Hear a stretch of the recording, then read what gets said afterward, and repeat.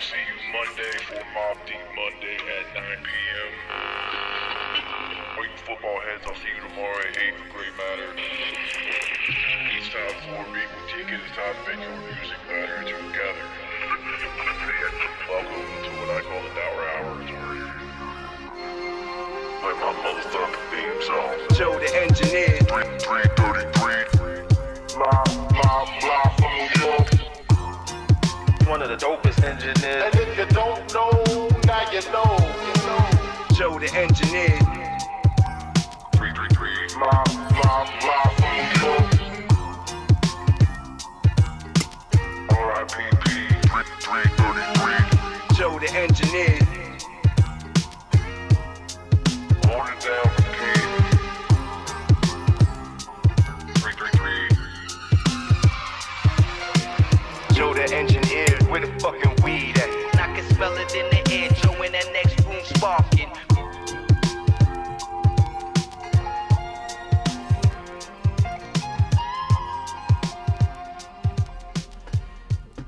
Yo, what up, everybody? What the fuck is up?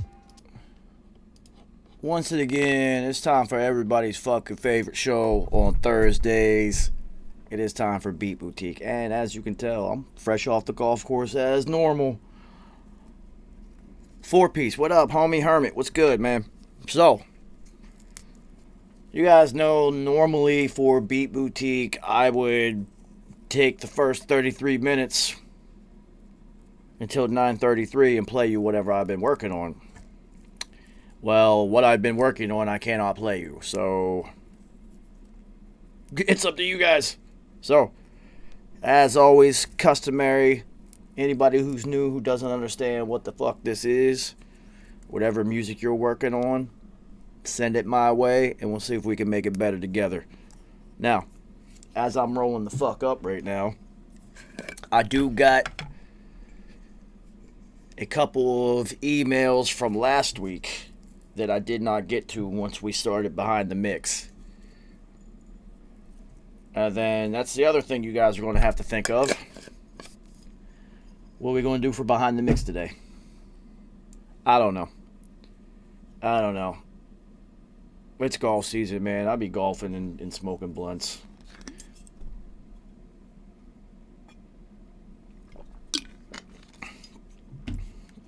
Send it my way, homie. So, tonight,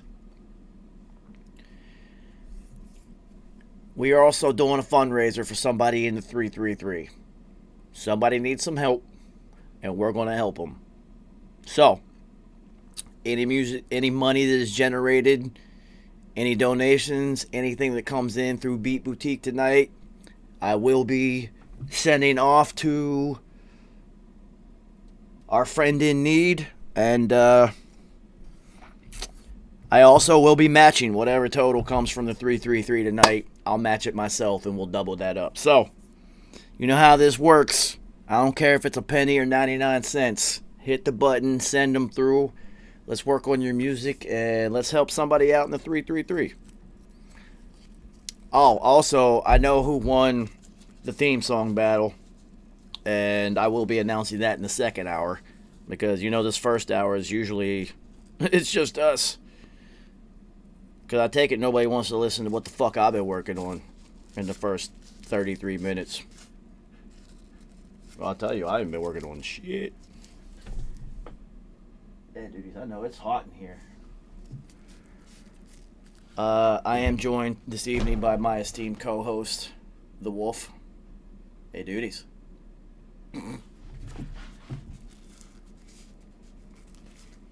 So, whatever we're working on, send them my way. Let's see how we can make your music better together. And that's what we're going to do. So, let me start off with a couple emails that I didn't get to last week because we started doing Behind the Mix. And, we'll see what L. Bundy and X Limit have sent me. It's the beauty of YouTube, especially Beat Boutique. These episodes usually don't get banned. You can always go back and watch it later. So if you didn't catch me breaking down your record or your beat that you sent me, you can always go back and watch it later, and we will take it from there. So let me check out L. Bundy. L. Bundy, you might not be in the room yet. Welcome to the Thunderdome. It's doing this stupid shit where I have to download every fucking beat again. Gmail's been pissing me off with this. I literally have to download everything. So fucking annoying. Alright, anyway. Billy Lons, what up, homie? L. Bundy. Let's see what you sent me last week that I did not make it to yet.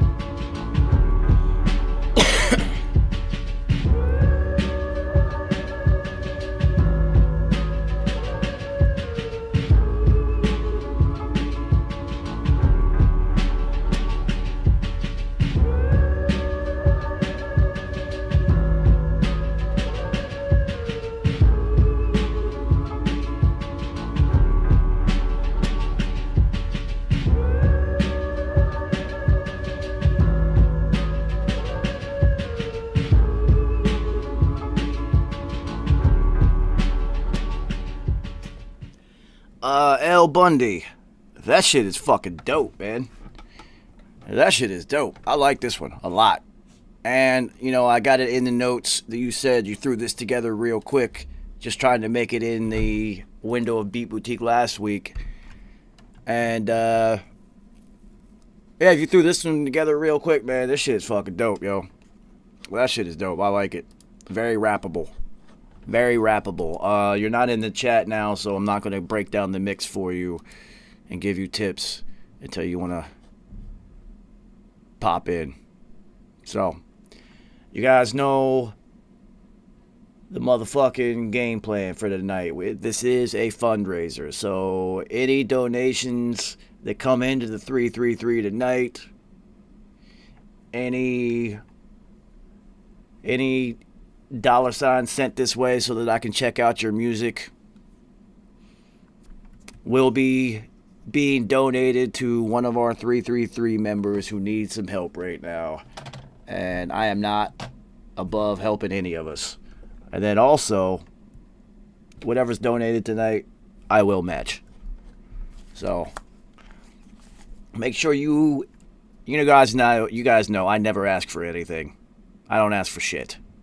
Just helping holding it down for P, and then gaming YouTube's algorithms every once in a while. But tonight I am asking for your help. It's not for me. I'm asking your help and helping me help somebody. And it's okay if nobody can help. I'll help on my own. But we are all we got. And we got to be here for each other. It's just the way it works. So, hold on. I got like 96 shits going on at once right now. So,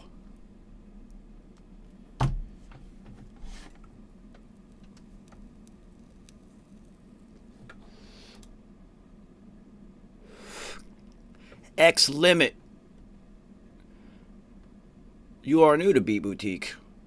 So, I would, I'm not going to go over your song unless you're in the room because you're new. I haven't reviewed any of your music, and I want to be able to help you as much as possible. Reyes, what up, G's? Reyes, I appreciate it.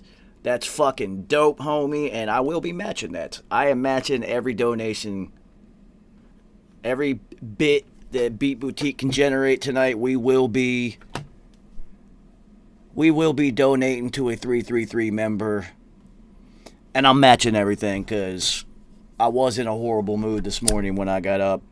It was motherfucking for reasons that are unbecoming of 333, and I'm in the mood to help. So, Reyes, you're fucking dope, yo. Oh, and the first item in the 333 summer merch drop has been shipped. Yeah.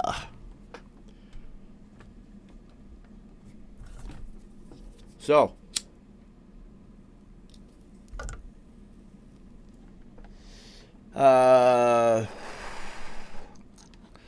who else we got? Oh, Billy Lines.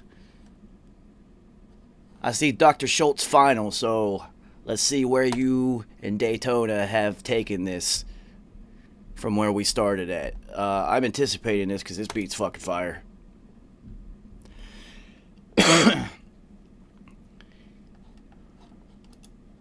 Shout out to all you guys, man. You guys are fucking dope.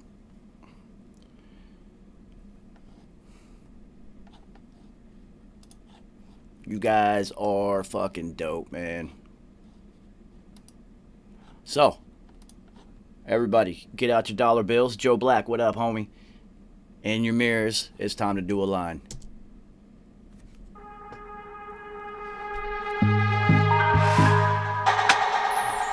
Ooh, okay.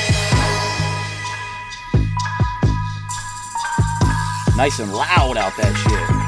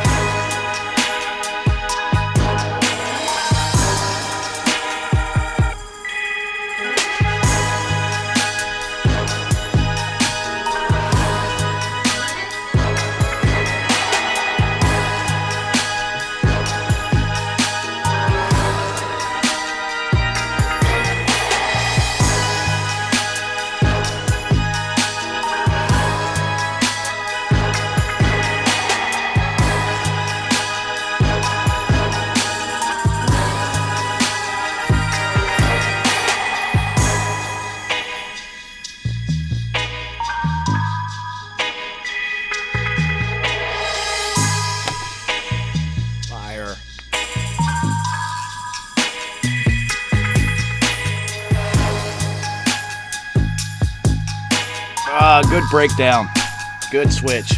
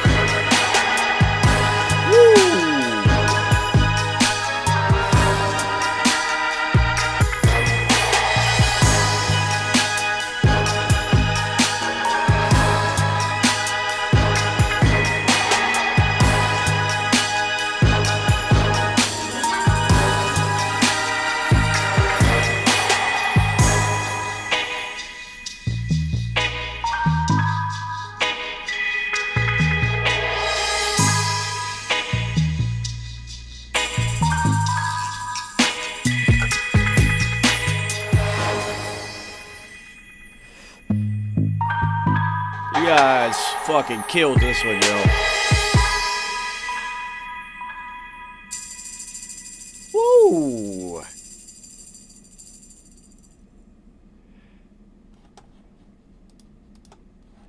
Yeah, you guys bodied that one, dude. That shit came out excellent. Some of the placements on there are flawless. Those horn hits are right in the right spot. Right in the right spot. Exactly where I would have put them. The presence of it is not felt until right at the end when it explodes. Very well done. Andrew. I think he's busy for a little bit. He did email me and say he will not be able to stop in tonight. But if you go back and you watch this, homie, good job on the mix, G's. Well done. Billy Lines, you're a fucking alien, dude. What do you want me to say? But excellent to see where that one started at and where you finally ended up with. And the fact that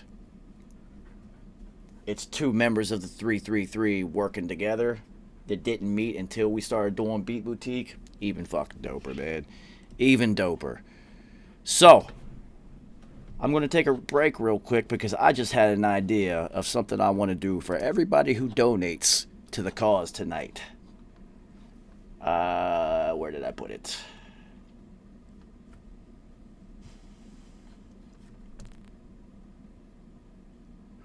Where did I put it? Chronic, you already know, homie. Here it is. Alright, so we'll be back after these messages from Zoltan.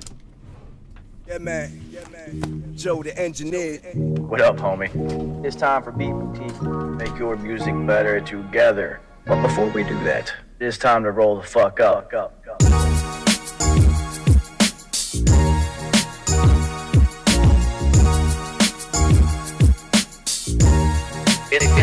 It's Beat Boutique.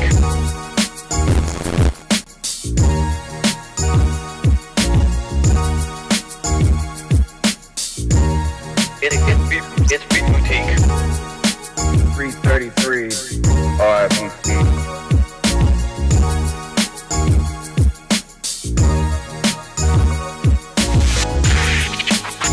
It's Beat Boutique. Joe the engineer. I'm just the evil genius.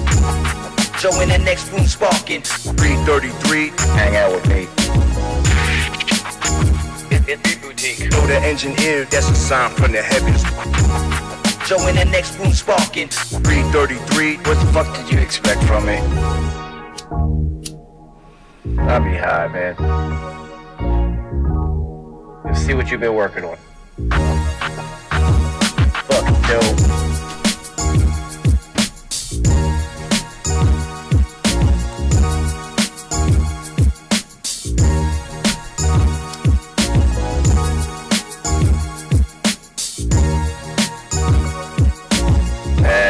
All of this shit worth it because that was one of the goals of all of this is fire. I can't get it out of my fucking mind. 333 beat battles. Keep fighting the good fight. Keep fighting the good fight. Fucking dope, yo. Yo, Zoltan, you killed that shit. So,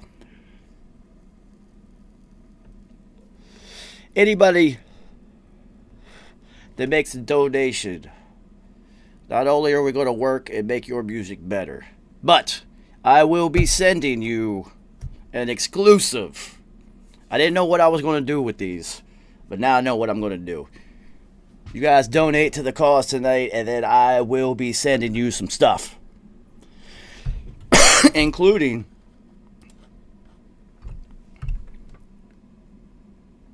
the exclusive 333 Hegelian sticker. Shout out to, it's hard to see. It's actually really hard to see. There you go.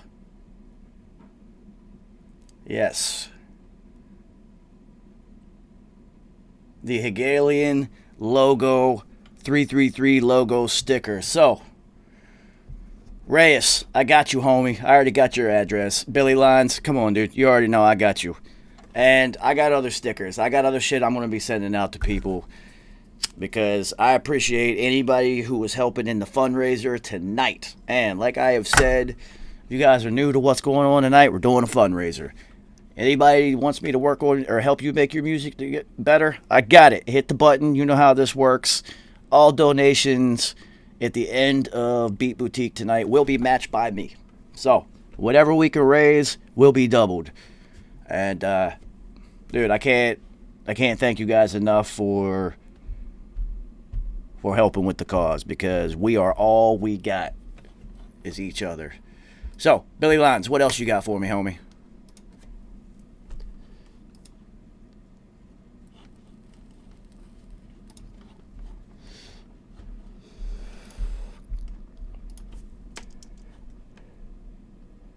Gmail has changed their algorithms. They don't let you to preview music anymore. You have to download, even MP3s you have to download. It's stupid.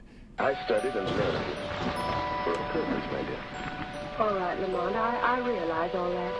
But now the entire underworld has but one objective: to erase the shadow.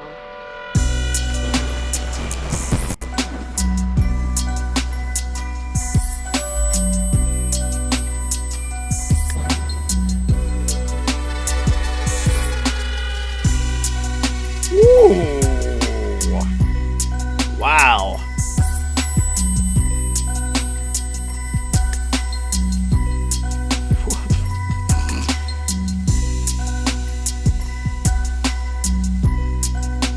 This shit is fucking disgusting.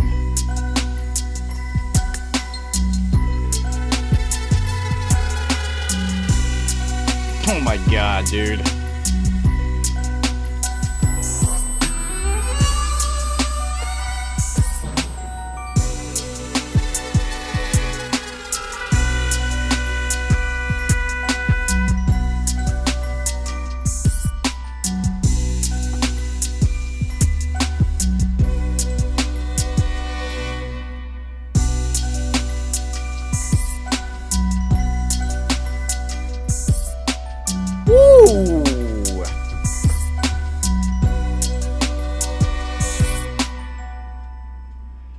Yeah, dude, you got one working right there. Definitely don't stop on this.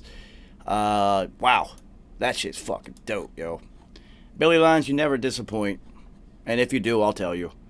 But that one is well on its way to being fucking dope. Wow. Yeah, wow. Woo. Yeah, that shit was fire. That shit is fire. I gotta listen to that one again.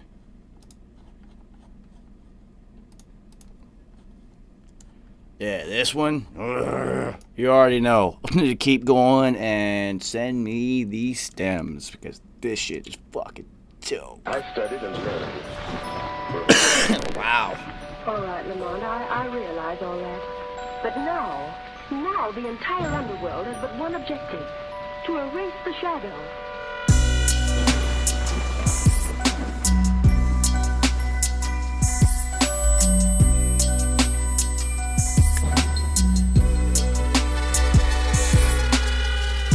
Woo. Wow, dude, that sound is nuts.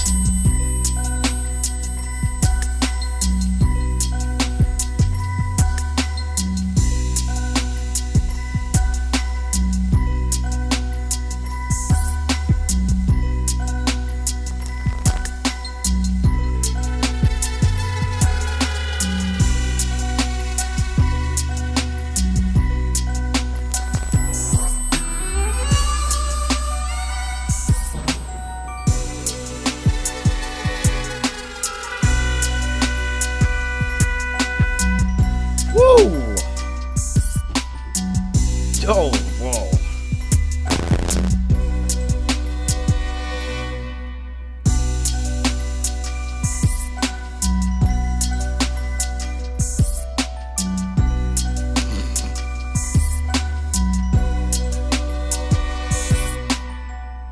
Yeah, dude. Wow. That shit is fucking ill, man. Yeah, keep on pushing with that one, homie. Yowza. Jesus. Jeez. I fucking catch my groove after that one, dude. Jesus. Alright, Yeah, that one was fire.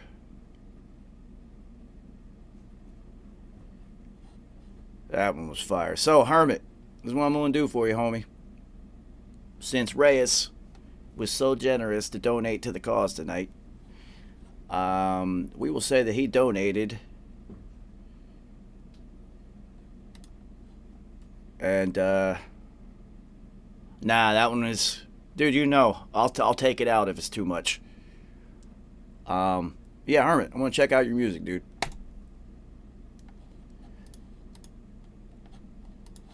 Let's see what you got, Jeezy.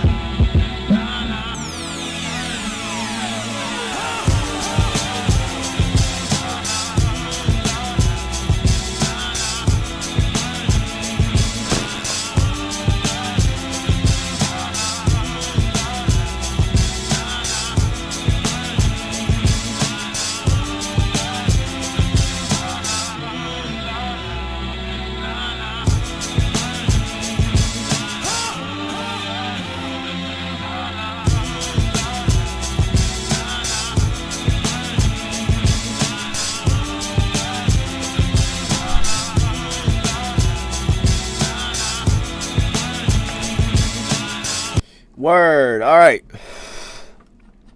Seems like that was on loop. We're not gonna listen to it on loop for another 2 minutes. I got a lot of emails to go through. Shit's dope, homie. I like it. Those strings. Billy Liza is right. Those strings are ill. So, bass line. Add a bass line, even if it's a simple bass groove, something to give it some bounce on the bottom end.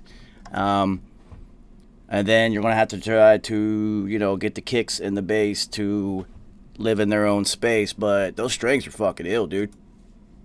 Those are dope.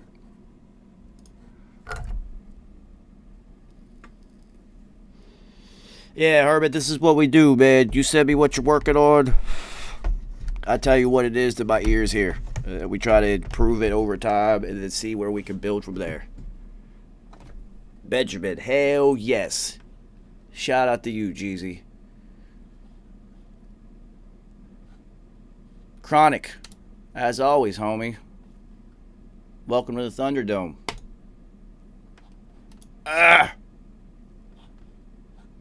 The fact that I have to actually download MP3s instead of previewing them from Gmail is quite annoying.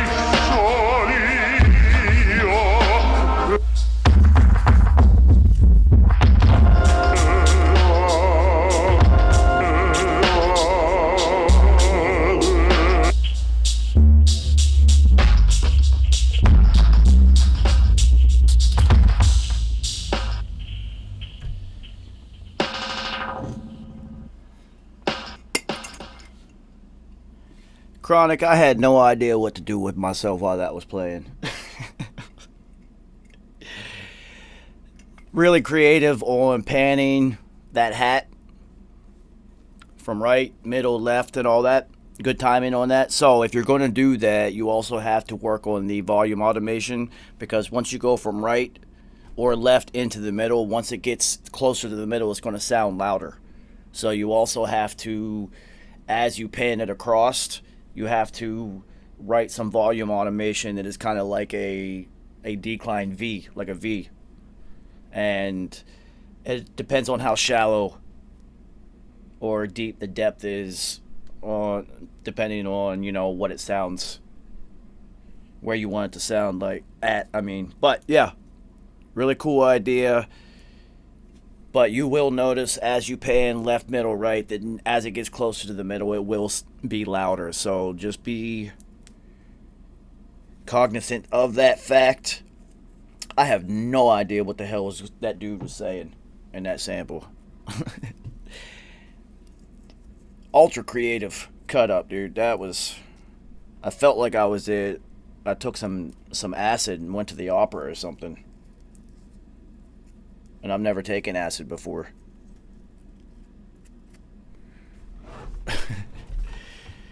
But the placement of those secondary like synths that dive like excellent placement.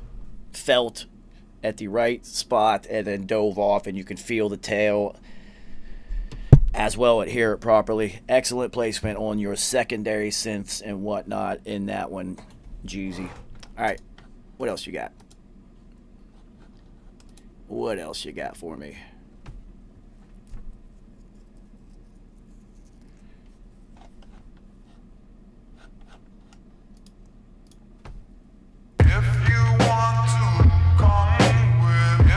Alright, let's see where you went for this one.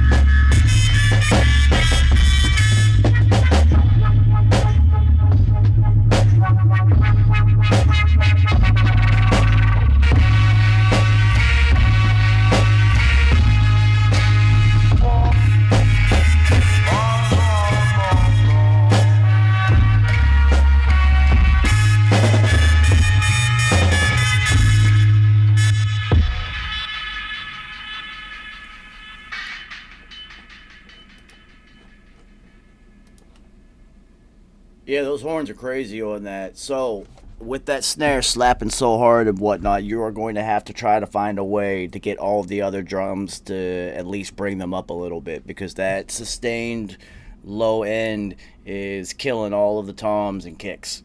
It's not killing them, it's just buried them so much that it's almost inaudible at parts. So what you're going to want to do is try to find a way to get those up just a little bit, so that you still have that like buried kind of feeling, to where it's you got to find a middle ground be from where it's at to too much, because it works like this, but you still want to bring the bottom end of the drums up just a little bit. I do like you flipping all these vocal samples lately. I tell you, Chronic is the 333 Picasso. He goes through phases. I love it. Buddha, what up, G's? Alright, Chronic.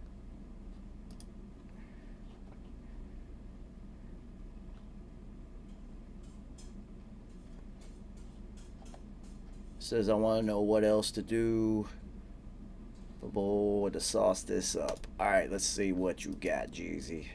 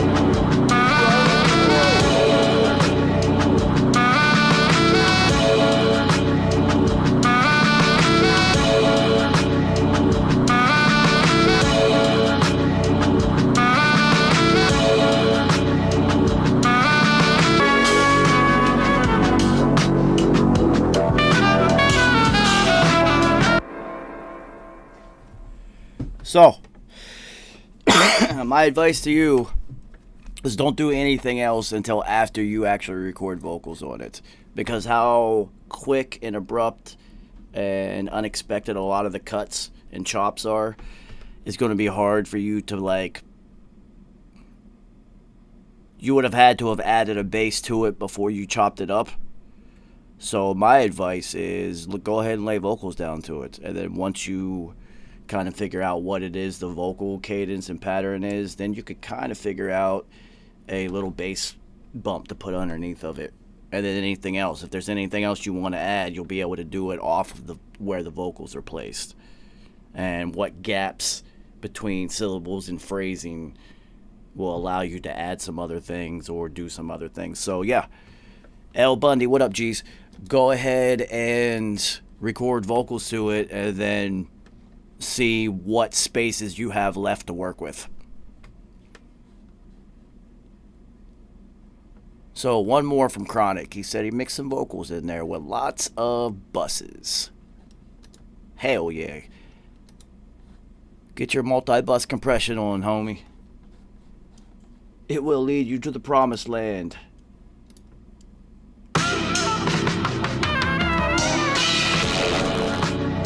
I think it's the exact same thing over again. Why did it do that? That was the same goddamn one. I be high, y'all. You guys know this.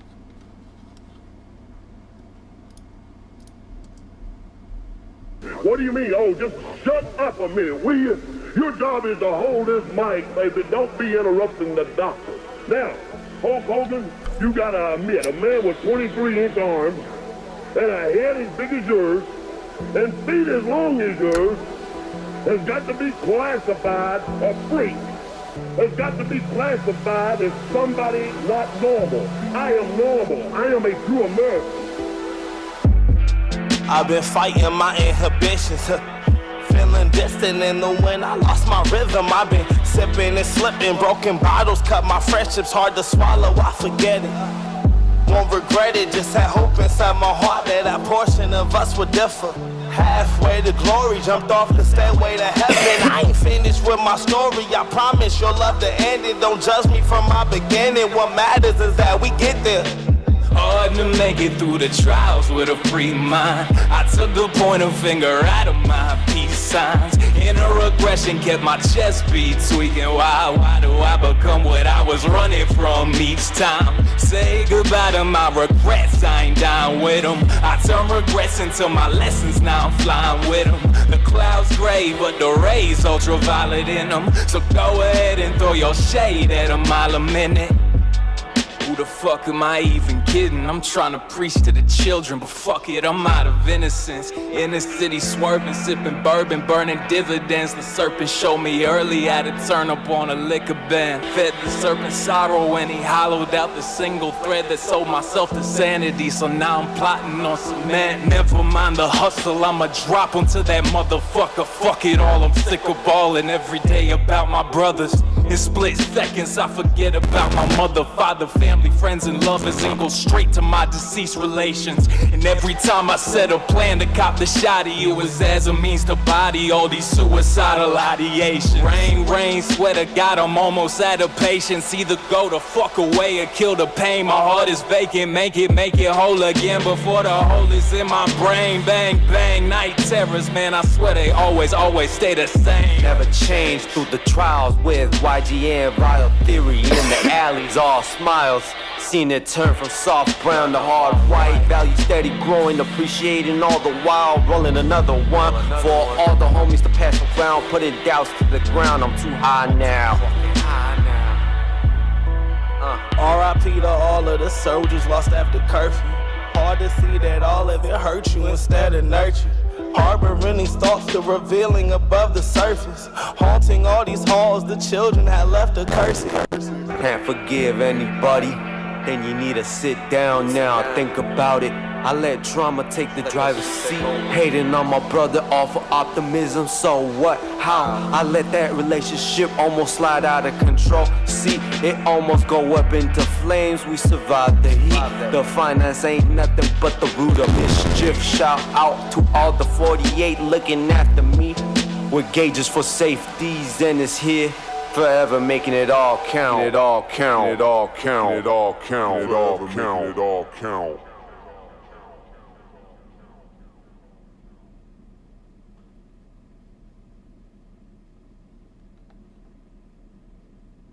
Dude, I'm proud of you.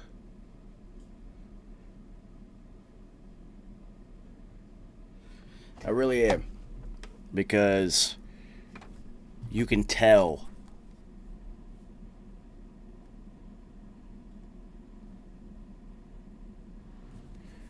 You can tell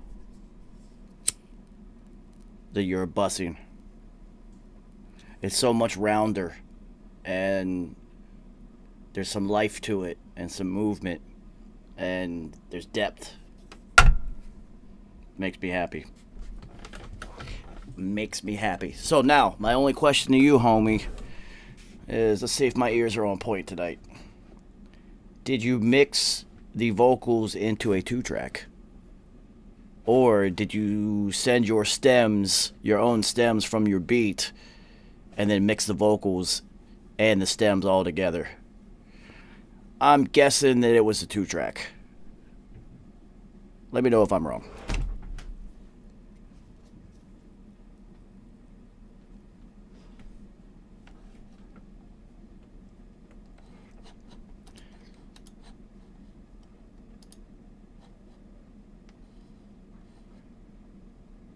Four-piece. Welcome to the Thunderdome, homie. Let me know, Chronic, because there's a couple ways to manipulate a 2-track so that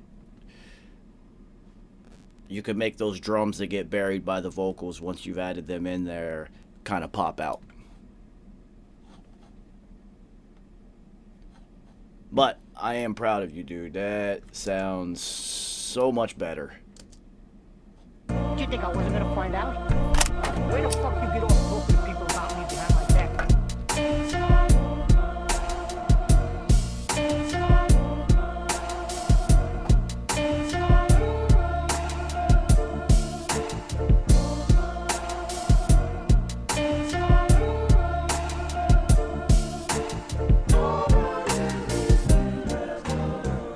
I gotta listen to people because of your fucking shit?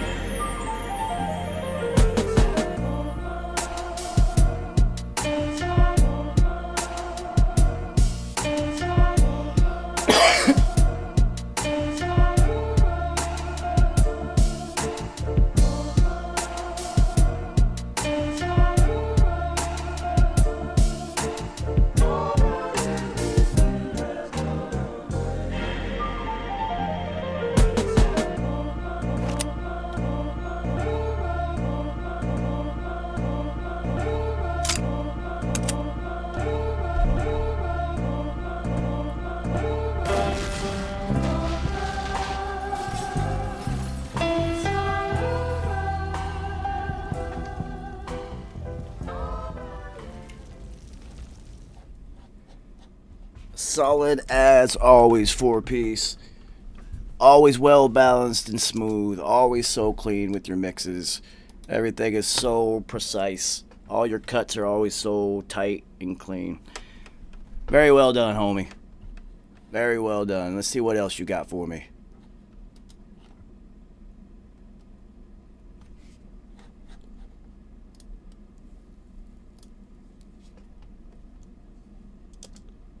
Fire. Stupid fire.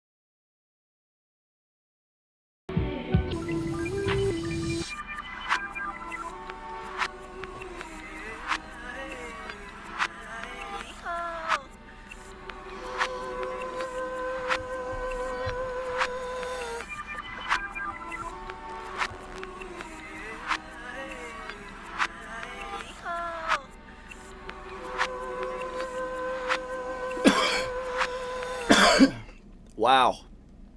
Wow. That was impressive. Wow. That one's ready to go, dude. I got you. What you need to do with that one is send that to fucking people. Send that one out. That one is fire. As a matter of fact, I'm gonna send that one to the Fox. The Fox! So, we'll see if she liked that one. It's gonna be tough with that sample in there. But that shit's fucking disgusting, dude. Wow. Yeah, that one is impressive. That's, I hate to... I'm a definitive individual. Dude, that's the best beat that you sent me. It's, Ooh, you've sent me some fire, dude. That one's up there. That one is absolutely impressive. Time to do another line. Time to wake my ass up and do another line.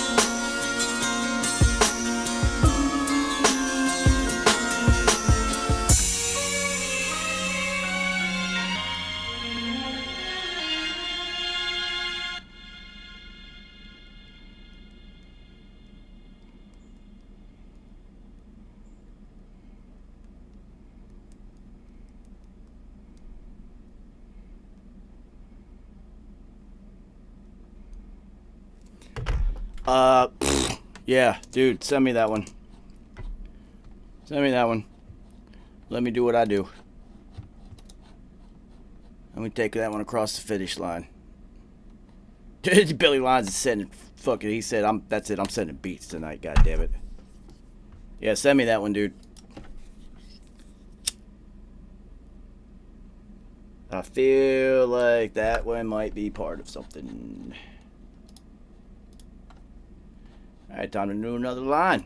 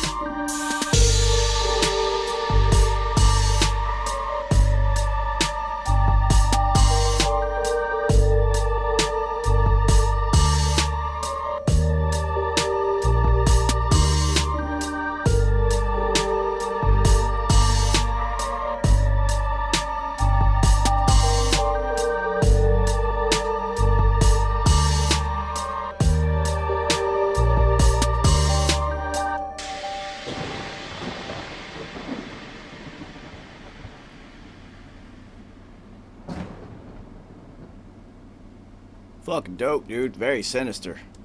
That one made me want to go do some terrible things.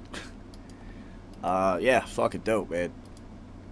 Super, super fucking dope. As always, you know, Billy Lyons is an alien. I think we've confirmed that numerous times over.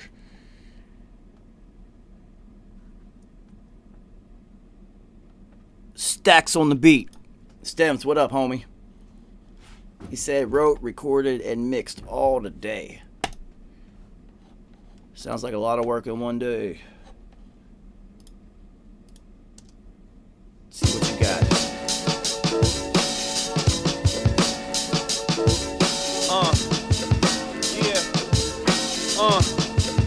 Yo.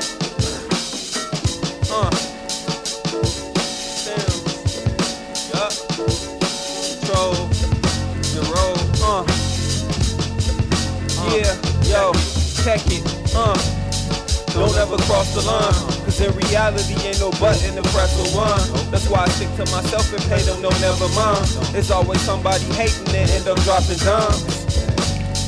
They tryna cop a 9 to 5 just to survive, that's why I'm dropping rhymes. Even Even though I'm young, I still feel like I'm pressed for time. Life has this funny way to creep up on you by surprise.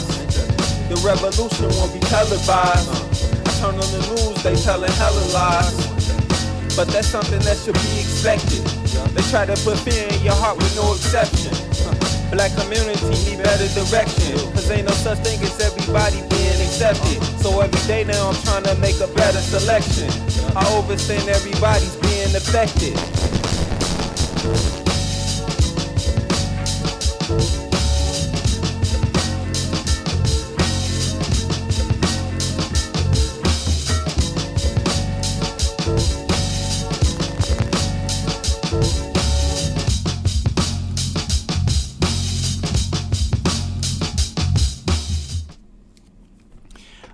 All right. So we got super hot hi-hats. So it's like Havoc made the beat, because Havoc's hats are always super hot in the mix. It's like his signature thing. So since we've got the sibilance on those hats so hot in the mix, that leaves even a bigger space between the synths and the low end on the rest of that beat and the upper top end of the percussion. So there's even a bigger gap than you utilize. So you could actually bump those vocals up a little bit. Once you bump those up a little bit to kind of better match the top end, because I would prefer pushing the vocals a little bit more instead of bringing the sibilance in the very top end of those hi-hats and top end percussion down, because I kind of like them. So you can bring the vocals up just a little bit, and then once the vocals are reset, you're going to have to also reset your placement on the low end of the beat and whatnot. But it's fucking dope, dude. I like the hats and whatnot. It's very lively, and it pops out in the mix. So let's build around that. If that's what pops out in the mix the most and it sounds dope, then let's build around that. That's what I would do anyway. Try to get the vocals kind of balanced with the sibilance in the hats and whatnot, as far as dynamically and presence-wise, and then build around, because they're up here. So you can push the vocals up to here. So now you'll be able to play with everything else a little bit more. It'll create some more space. And more space is always better, because now you can make things fuller, bigger, rounder, all that good stuff. All right.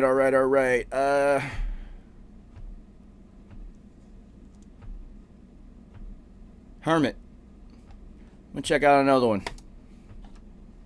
See what else you got for me, Jeezy.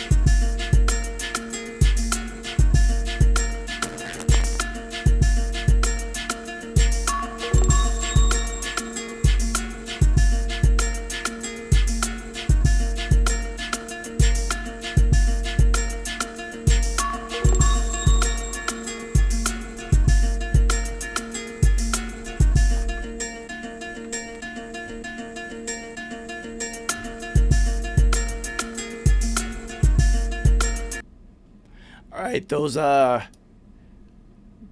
little like beeps and whatnot, computerized sound or however you want to say it. I'm high, and I haven't eaten today, so I'm running on fumes. More of that. Add some more things like that. It's a little bit empty, and then the tempo keeper, the snare and whatnot, is really, really, really low. But it's funny because I was checking a message while I was listening to that, and I saw something from Emancipator, and it sounds like the beginning of an Emancipator beat. Emancipator happens to be my favorite producer that doesn't make rap music, so that's definitely a compliment. 4-piece, send it through, homie. Send it through. It's almost time to figure out what we're going to do to end this one.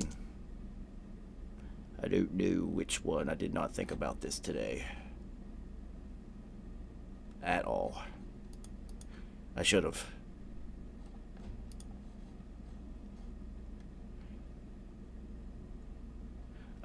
Thank you, Herbert. Yeah,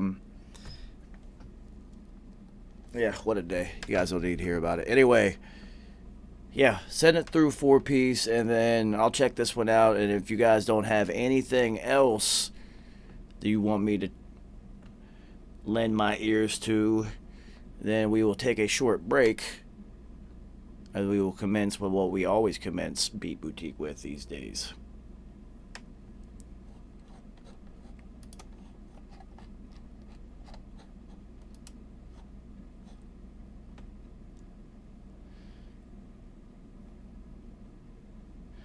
I really wish that I could play you the things that I've been working on, but you will hear them very soon.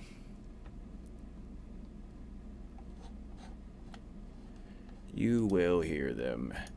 I actually am done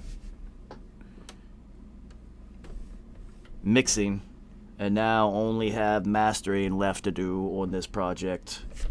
Yes, if you guys didn't know.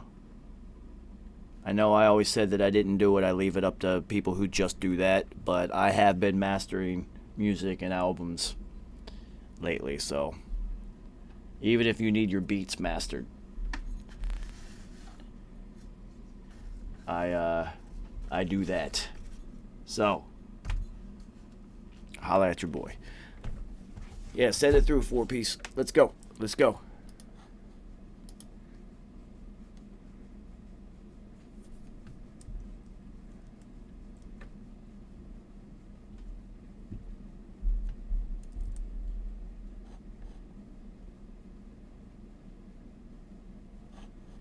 Yeah, alright, while we're waiting, instead of you guys just staring at me silently, I will check out the other one that Hermit sent me.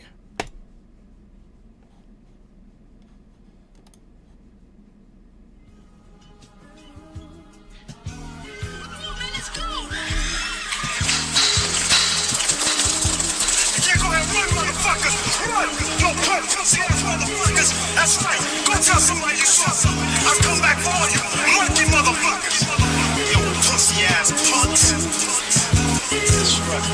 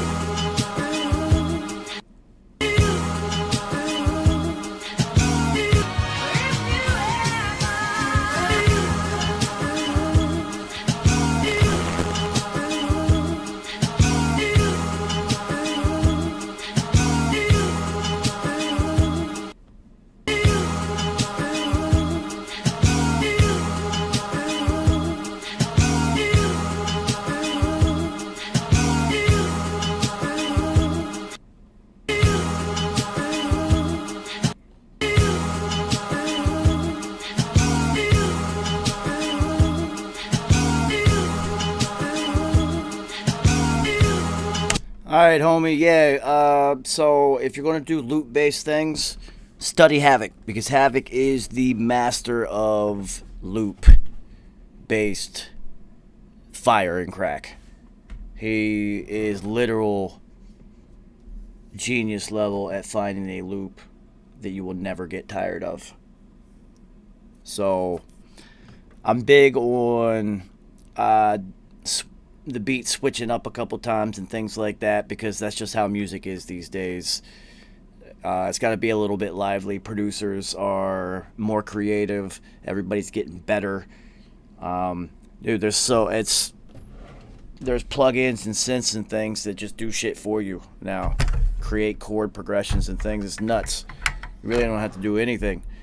But if you're just starting out, it's good. It will give you some hands-on training and education, and that's always the best experience. I know, as far as a producer myself, the second keyboard that the first one you couldn't even record on. It was literally just a keyboard. It's more of a digital piano. The second one had a mode that you could switch on, and every key was a loop, and you could just build things off of loops. And it really gave me a quick run through, because you got to remember, I dropped out of med school to start making beats. I had never made music before that. I was just like, fuck it, I want to do this. So I needed all the education I could get. I knew nothing. But now things have evolved so much as far as production goes. But then there's the other side of that coin. You don't necessarily need more sounds or more chops and breaks if you add a vocalist of some sort, rapper, singer, and whatnot, or both, and then you allow them to become the instrumentation that will do all the changing and the movement and things like that. I hope that makes sense. 4-piece. Welcome to the jungle.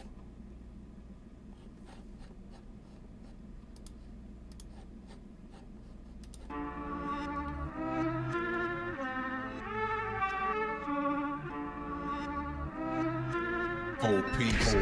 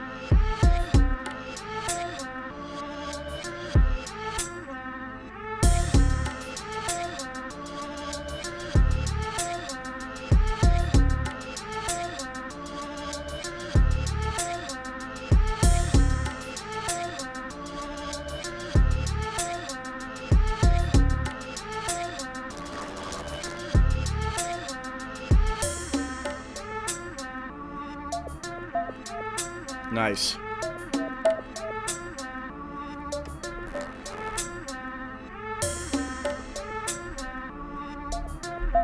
This section is nice, dude.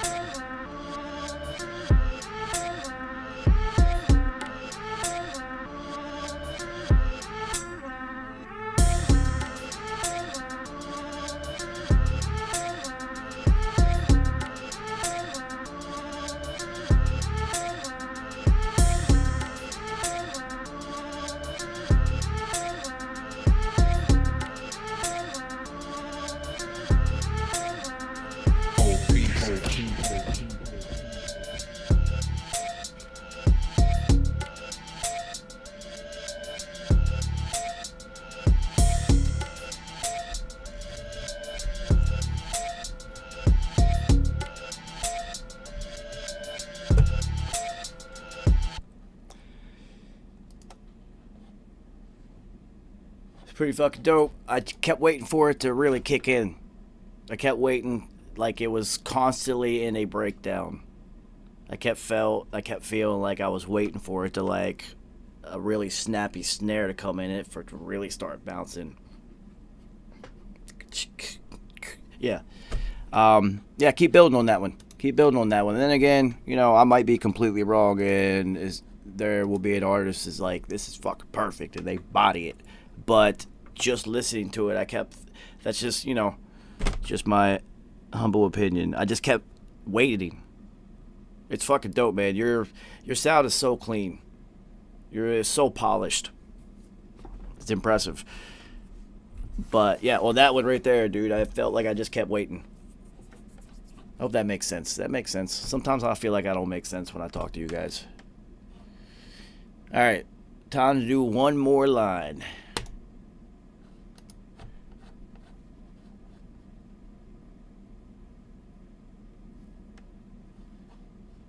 Where did it go? There we go.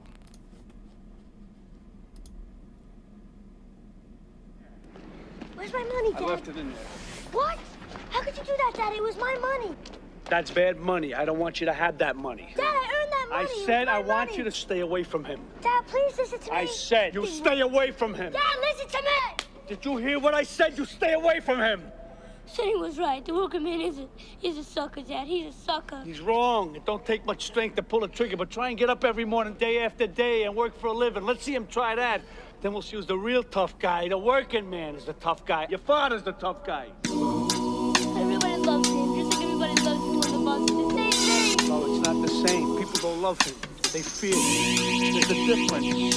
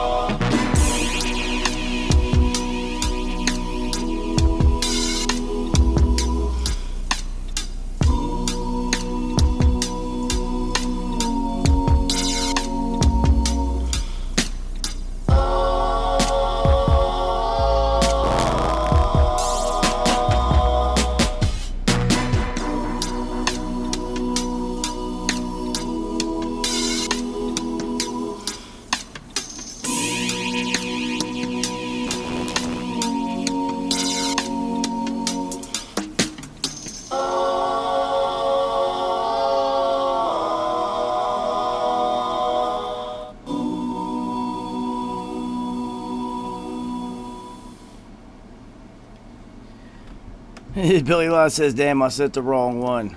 Well, what did you mean to... Was that the wrong version of that beat, or did you meant to send me another beat? That one's pretty fucking cool, dude. It needs some work. It needs some work. You always... I mean, you're Billy Lyons. The bar is set so high for you that, you know me. I'm all about once you set a bar at a certain level, one should not go below it. And that's how I feel out on the fucking golf course. And somebody was on limbo today. I definitely went below my own bar. But it happens. So, my inbox is clear and empty. That is dope. It is now 10:30. You know what that means. You know what it's time for. It's time for everybody's favorite part of Beat Boutique recently. Anyway, so, you guys let me know. Well, yeah, send it to four piece. Y'all get busy.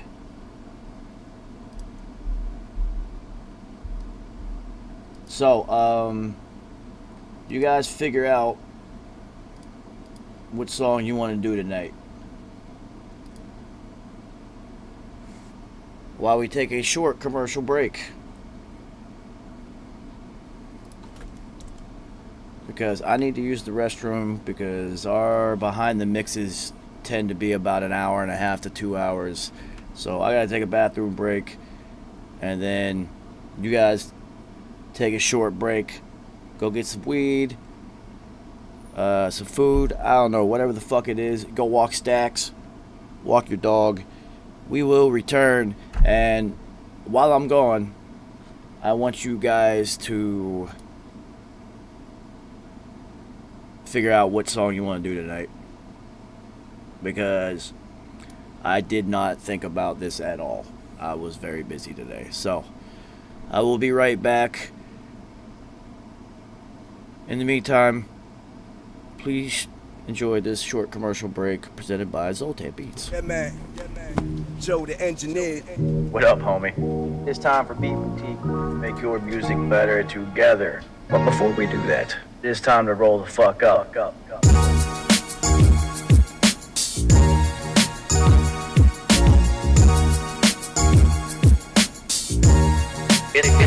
It's Beat Boutique.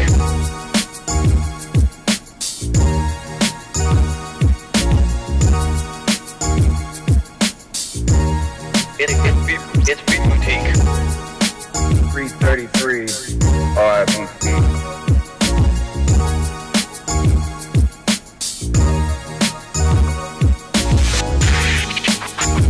It's Beat Boutique. Joe the engineer. I'm just the evil genius. Joe in the next room sparking. 333. Hang out with me. It's Beat Boutique. Joe the engineer. That's a sign from the heavens.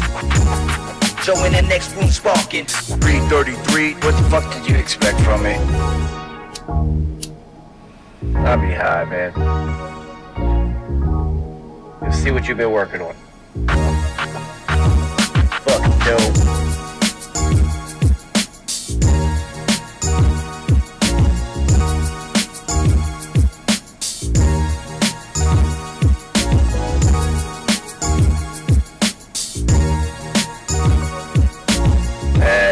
All of this shit worth it, because that was one of the goals of all of this is fire.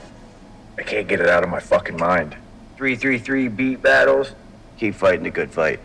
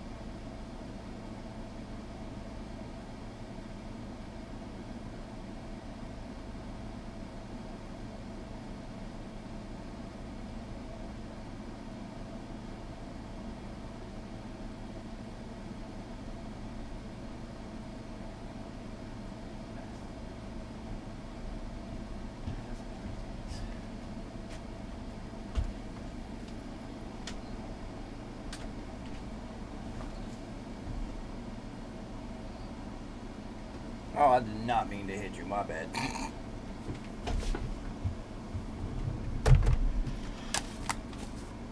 All right. All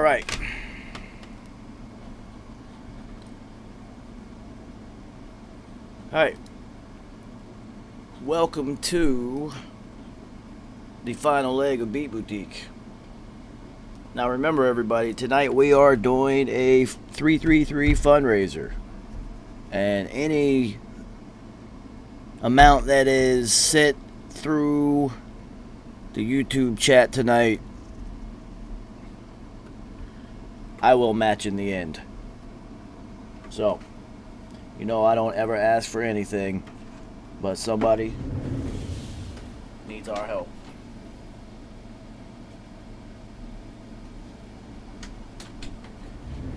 I see that my esteemed co-host has decided to join me.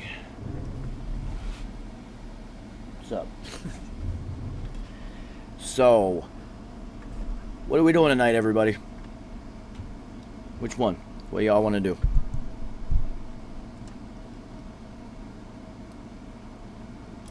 While I roll up and you guys figure out what we want to do next, I will announce the winners of our theme song battle. And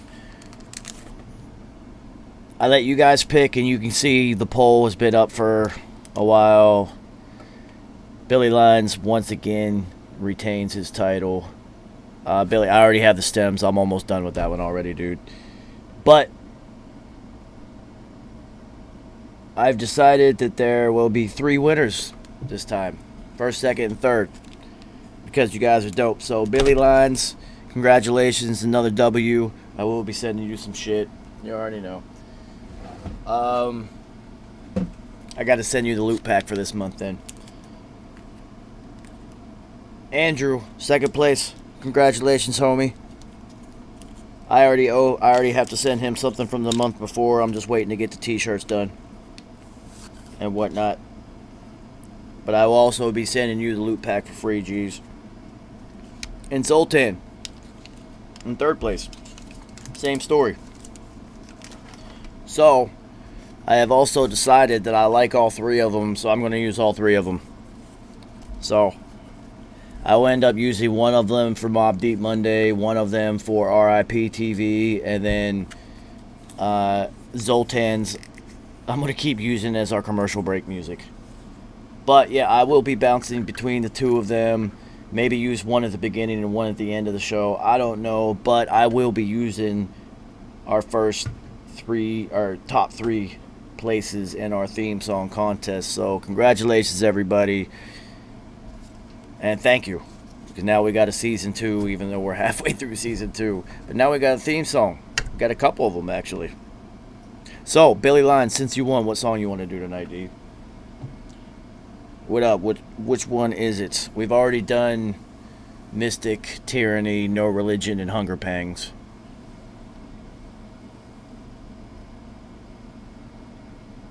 And Spiritual War. Didn't we do Spiritual War last week?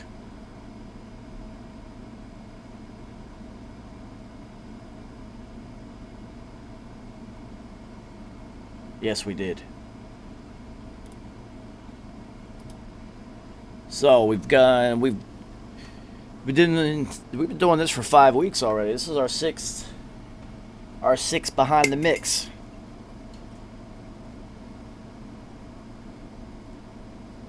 Remember, we can't do snakes. I needed to convert it. I haven't done that yet.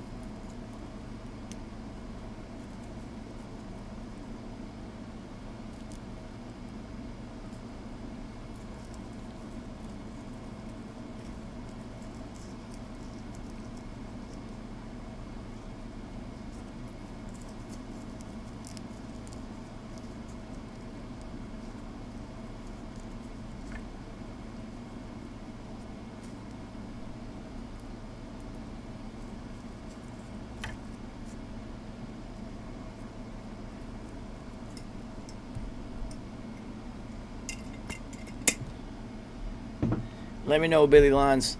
You won, you get to pick.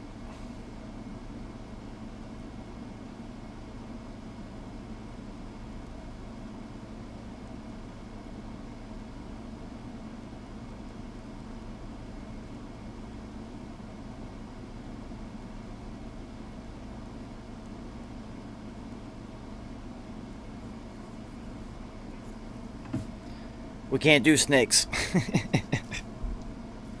we can't do that one yet.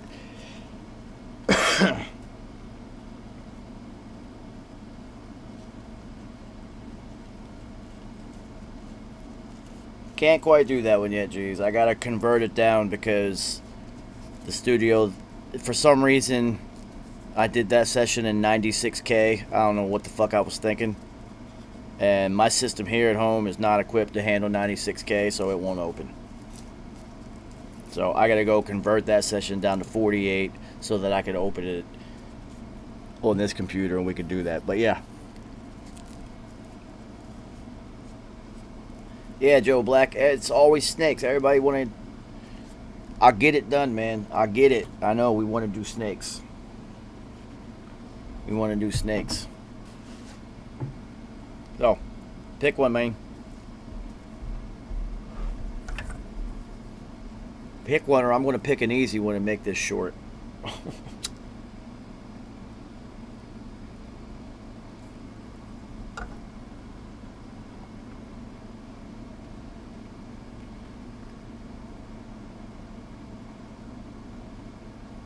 Oh, I know what I got to do right now. I was about to play the Jeopardy theme. Oh, man, he wants to go with the...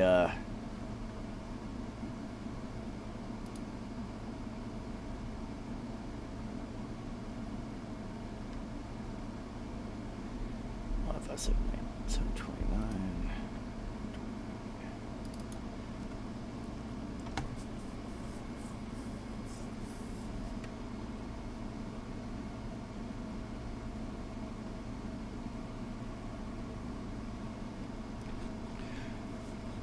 We have not done PhD yet, and that one, I promise you, will be a very short one.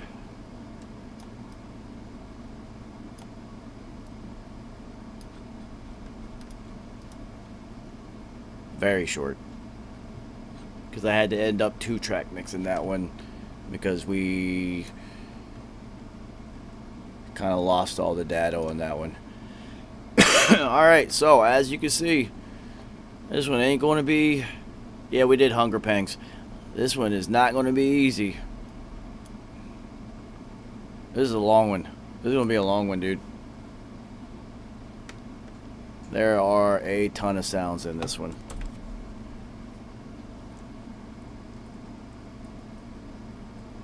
Yeah, I don't want to do Azure.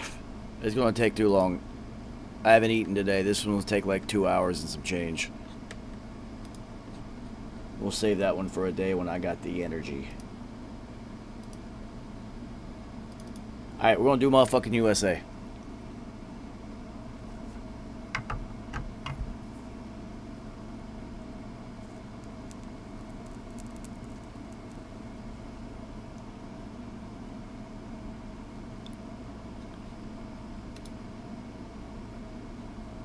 You pick it like 96 songs, man. Alright. This one will not be as complicated. As you can see, not that many stems on this one. So, do we have a 2-track? Yes, we do have a 2-track. So, as customary, let's listen to the song.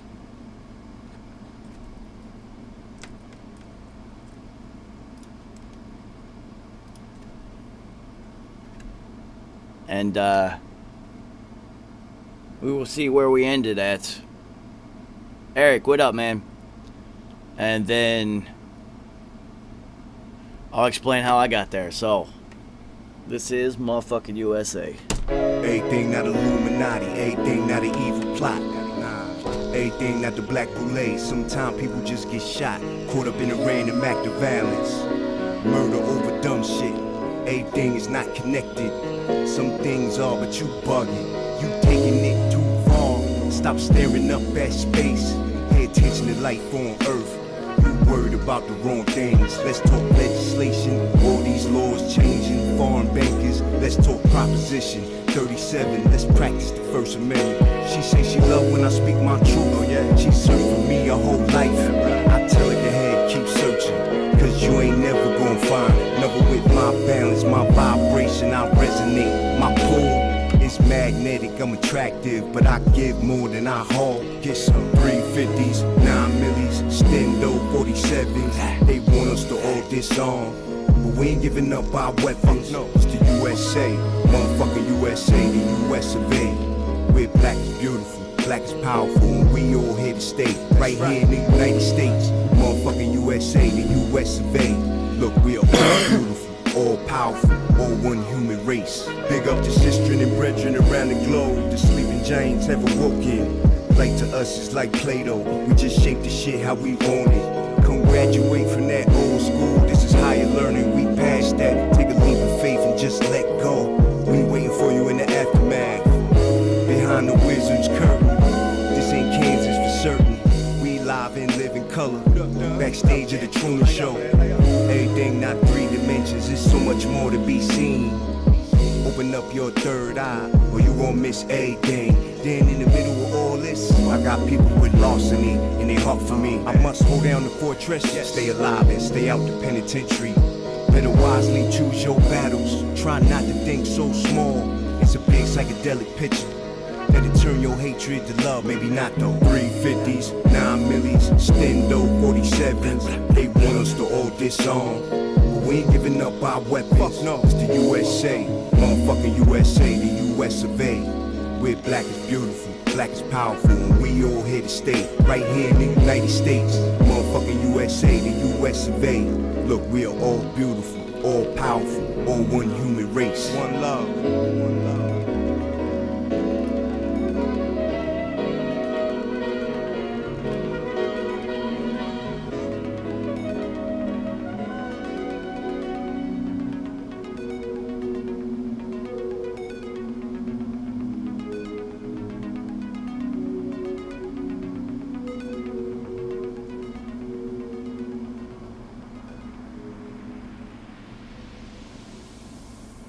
Alright. That's where the finish line is at.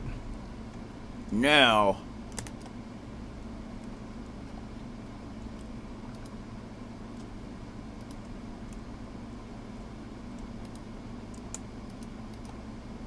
let's see how we got there.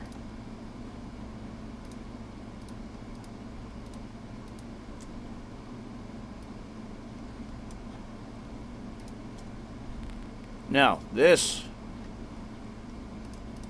is always one of my favorite things to do to you guys, is make you listen to the 2-track that we got from the producer. Now, I believe this one is Budgie.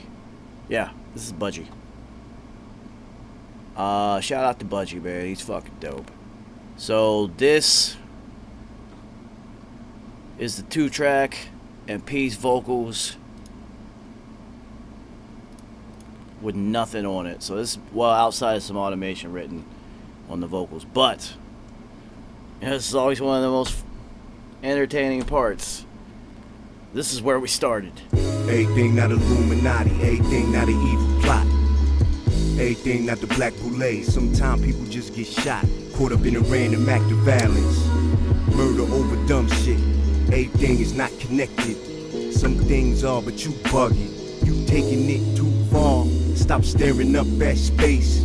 Pay attention to life on Earth. You worried about the wrong things. Let's talk legislation. All these laws changing. Foreign bankers. Let's talk Proposition 37. Let's practice the First Amendment. She say she love when I speak my truth. She searched for me her whole life. I tell her, go ahead, keep searching, cause you ain't never gonna find. Never with my balance, my vibration, I resonate. My pull is magnetic, I'm attractive, but I give more than I haul.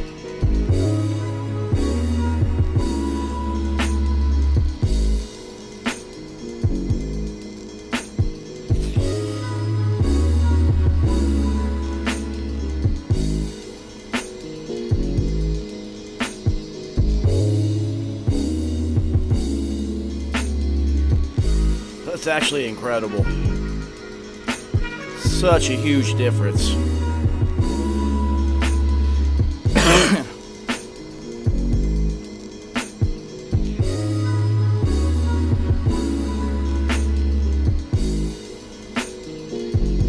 Such a huge difference.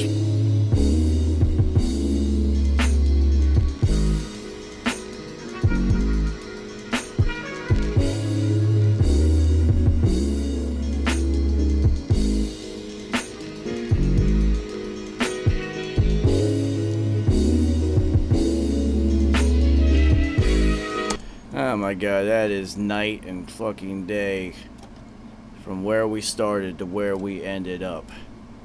So, roll up. It's time to get fucking busy.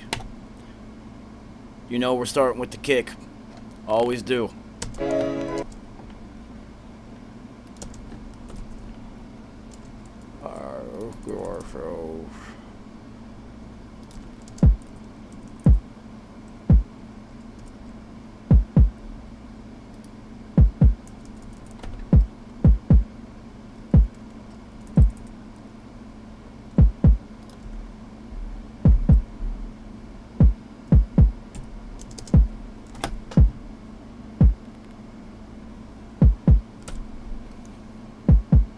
Clearly this one was early on because I have not...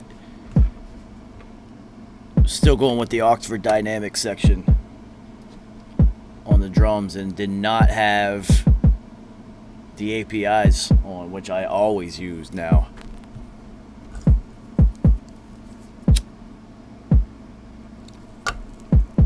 Let's start building, yo.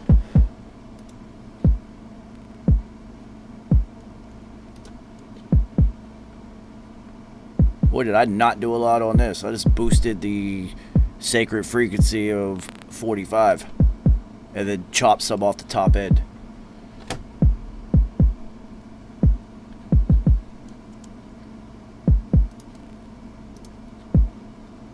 A lot of reverb for a kick. Rigo, what up, man?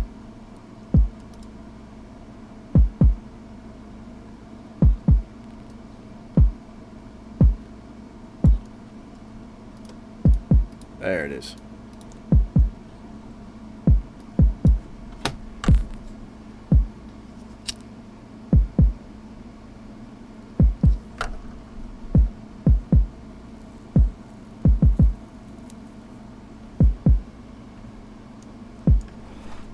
It's interesting what I did on this kick.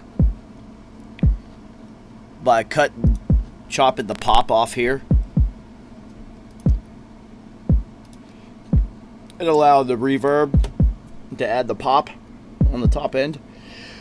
It's interesting. And then bus 13 and 14 is inevitably, I'm betting, actually it's our tape delay. I thought it was going to be our room bus.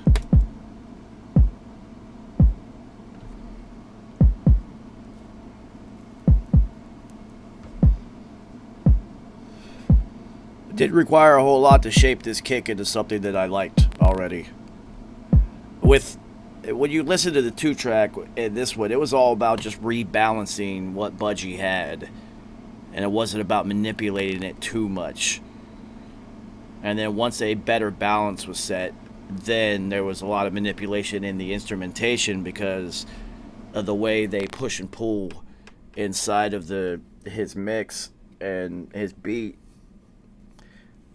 I really struggled with this one. I'm not gonna lie, this one took me a long time. And I will explain why.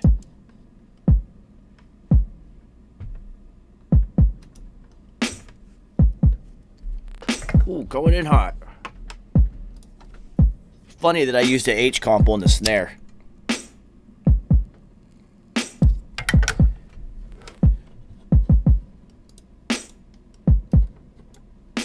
There, it's under control.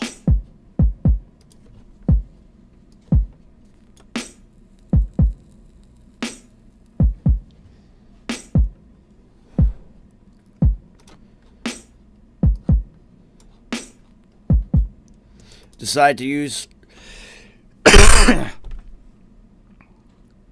a trash saturator on this snare.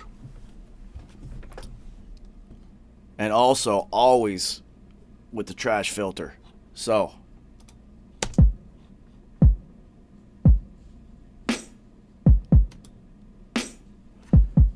see if the saturator even did a whole lot.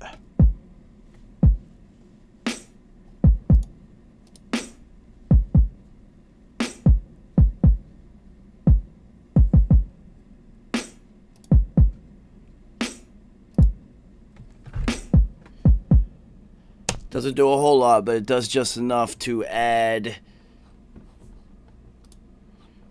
what would have been this section in without having to use a filter or EQ by using the saturator instead. And it's funny because I put a hard limit on this one because, as you can hear in the beginning, if we take off the compression and our trash engine, this snare is coming in super hot.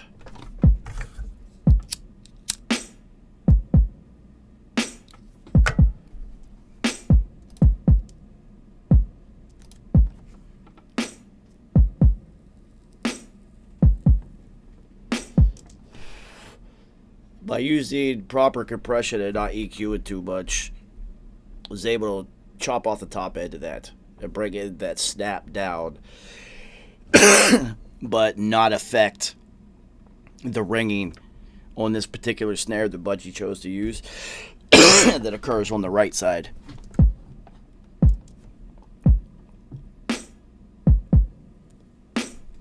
It's like there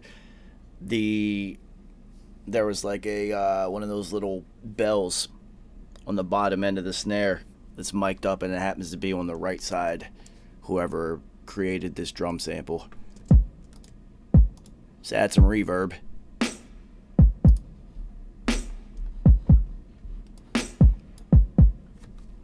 Now we have created depth and space. Take off the reverb, it's going to sound short now.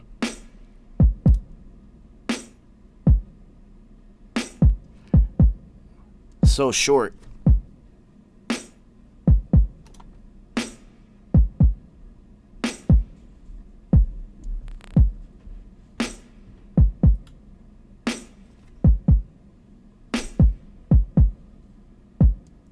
So it's really important when you're selecting your reverb. Now this one, I always use the Oxford reverb because I really like this one. The amount of variables that you can control is a lot.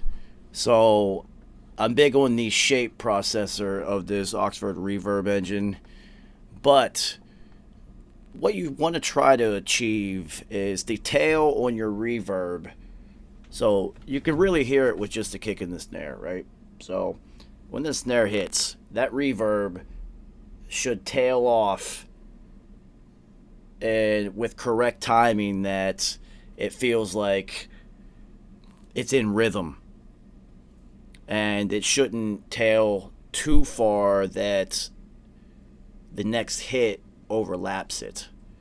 So it's really about finding the rhythm. I'm big on closing gates and de-essers and the release on compression to go in time with the beat.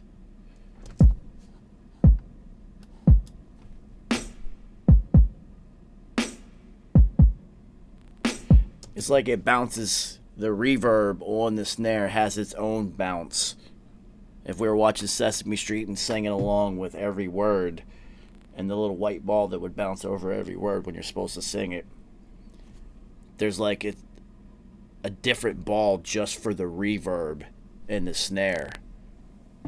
But they both are timed in the same timing sequencing, but just off from each other because the reverb is naturally going to happen after the snare hits anyway. Especially if you use early reflection.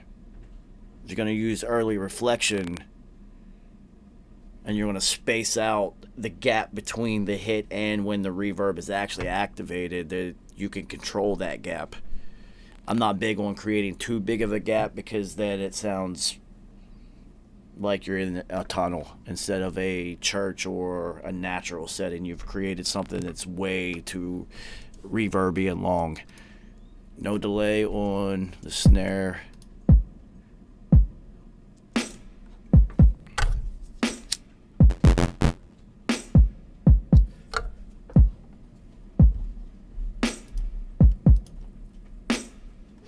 Now here's where the difficulty came in with the drums.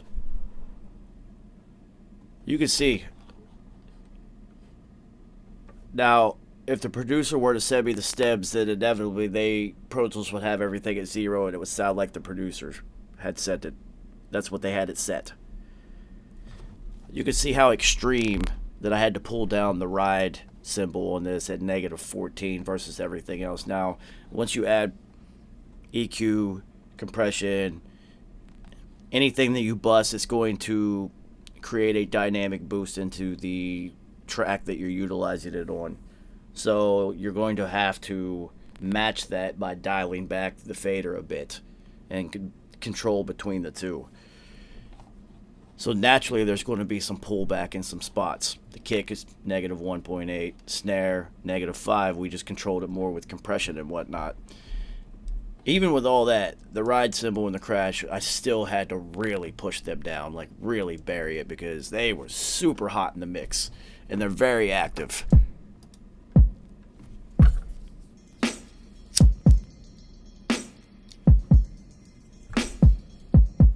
I battled with this ride cymbal for days on where to put it. I could not pick a place once I put these vocals into this mix. I could not pick a place where I wanted to put these ride cymbals at. And if you watch the fader, you will see that I didn't pick one place.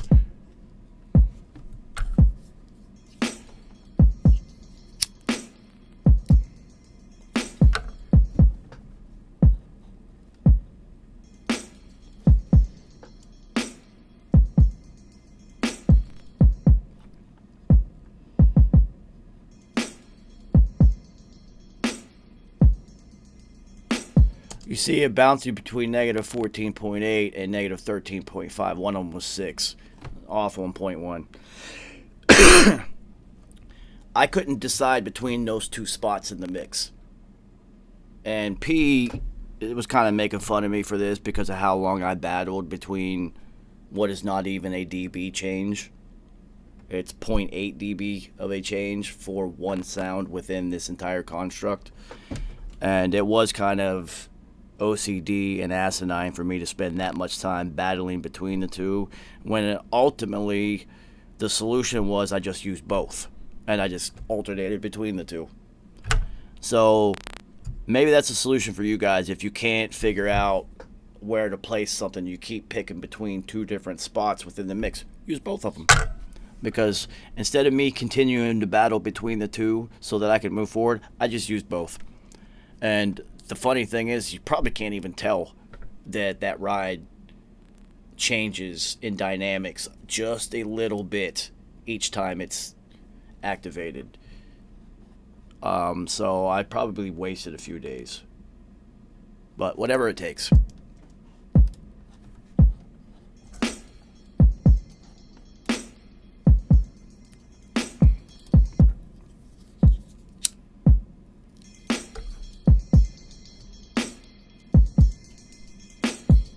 Now, I remember doing this intentionally.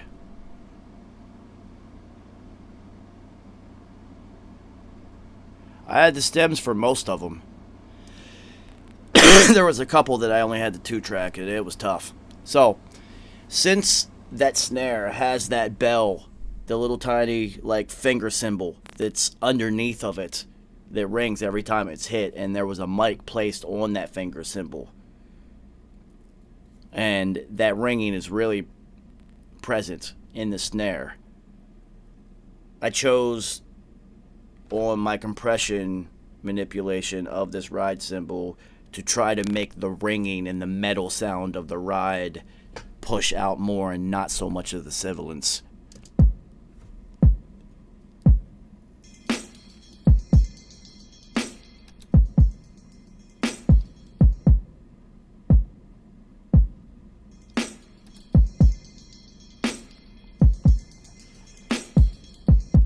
Barely even moving the needle though.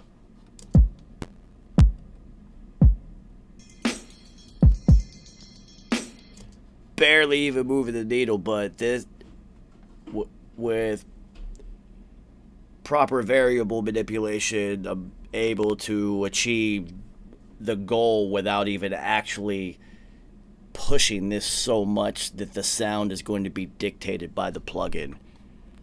I don't want the plug-in to dictate too much of the sound. I just want it to be part of the whole. That's why you always see tons of layers of very little movement and effect, because I just want small pieces so I can build the puzzle. I don't want just one plugin and slamming that shit and relying on the algorithm and the math of that plugin to do everything for me.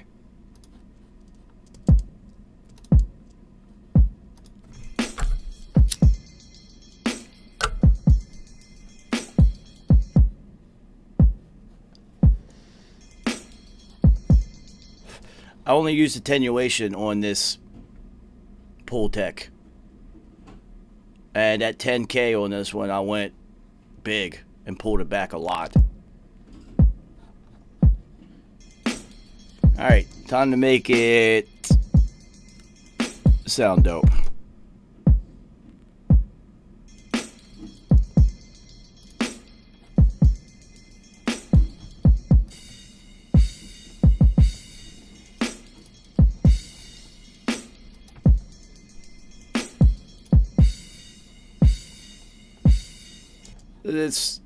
That crash isn't even moving the needle at all.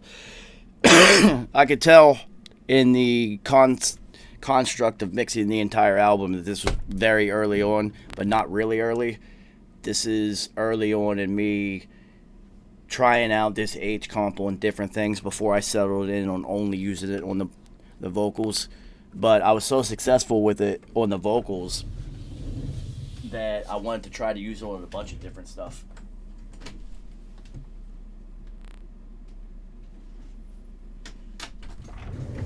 So the experimentation began.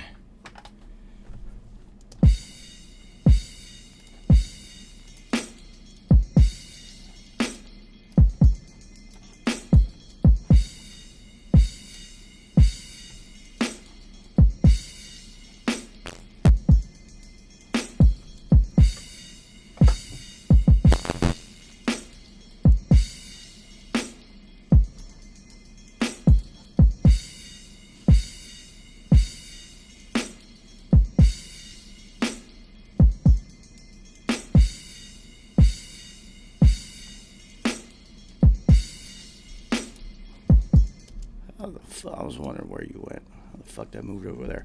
So, not too much on the drum bus, which is odd because now I do most of my work on the drum bus itself.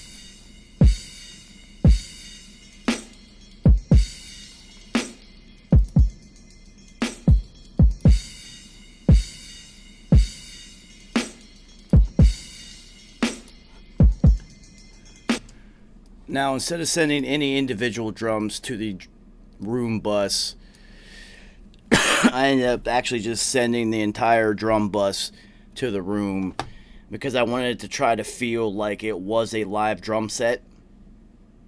So instead of having what would be a room mic on each drum, that wouldn't be how a live drum set is set up. There would only be one room mic in the drum cage. So I tried to make this one feel real, like it was live instrumentation as much as possible. So instead of sending each individual drum track, the kick, snare, and then the ride and the crash to the room bus on individual controls, I chose to send the entire drum bus with just one send to the room bus, because then it would more mimic a live drum miking setup than if I would have sent them each individually there. I hope that fucking makes sense. I know what I'm saying, but I don't know if that one makes sense or not.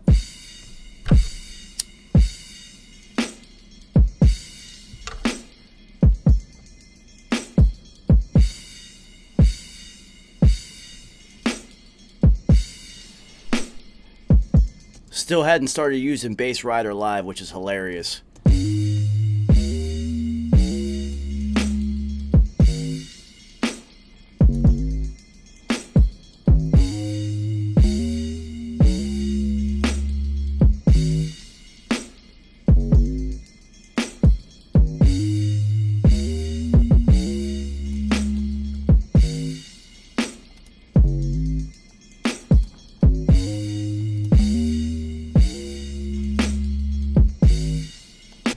Didn't do anything.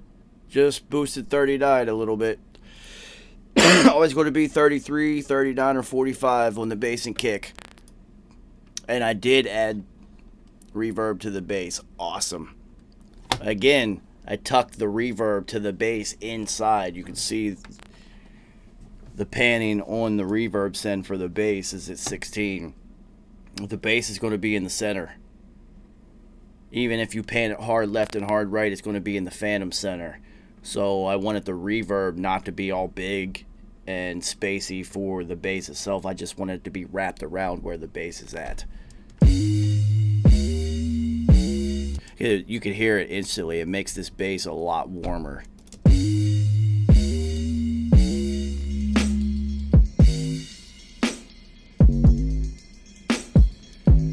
Plus, I'm also using a lot of reverb on these drums, so I've now used the drums to set the virtual space that this performance is being done in, because essentially that's what this is you're creating a digital performance. So now we have to create the venue space. How's this venue space of this performance going to sound? So I've used the drums to set the reverb tone. So the reverb tone is going to set what the space is. Is it going to sound like a concert venue? Is it going to sound like a church? Is it going to sound like a tunnel? Is it going to like... So we've decided to make it feel like a live drum performance and live instrumentation. So the tone has been set. So in order to make all the instrumentation now match the space in the third dimension and fourth dimension that we've created for the drums, we're going to have to put reverb on everything now. And probably more than I normally would, but I need it to match the spacing. We have created the space, so now we have to make things fit in that space.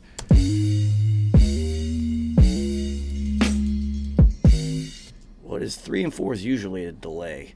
I put a delay. I set this bass to a delay. That is at 58 BPM. Why did I fucking do that?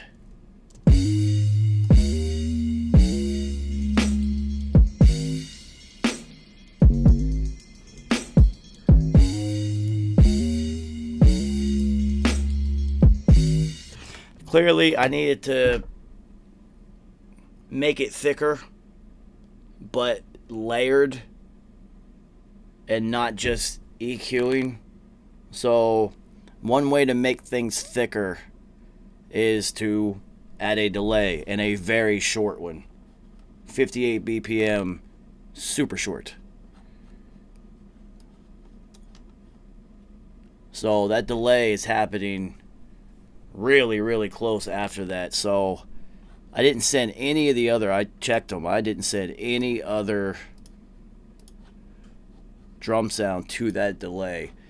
And I also see a second delay, which means this might be literally the only thing I... There's another one. I'm going to say it's looking like I did not use this delay for a whole lot, but by utilizing busing, I'm still only using 2 delays instead of having a separate delay on each track, which is going to eat up your processing power. By utilizing busing instead, I'm still only up to 2. And if you make the decision to put a delay on every single track, where most of them are going to be set at the same thing, there's no point in doing that. We can only use 1. You only need 1. But at this point, kick, snare, crash, ride, and now we're up to the bass. That would have been 5 delays already. And that's unnecessary, because if you use a powerful delay or a plugin that eats up a lot of processing power, like that Oxford Reverb, there's no way you could put one of those on each of the tracks. I don't care how strong your computer is. It's too big of a plugin. It will absolutely eat up all of your processing, all of it. There will be so much latency. And there are other plugins that are even bigger than that. The Altiverb, you can literally only have one of those going at a time. So utilize the tactic of one reverb on a bus, one delay on a bus, and then just send things to those. And if you need another one, add another one.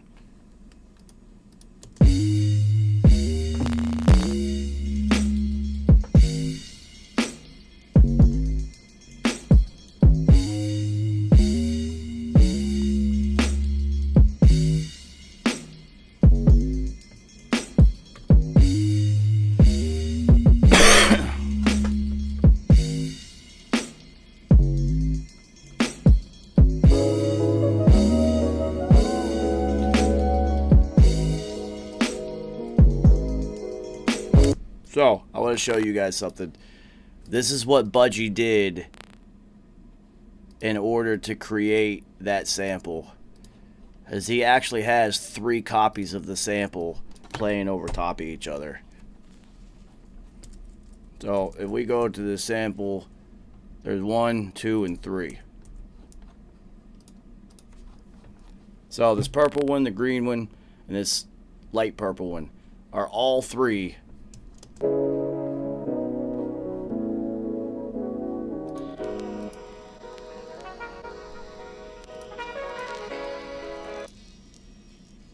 You see what he did?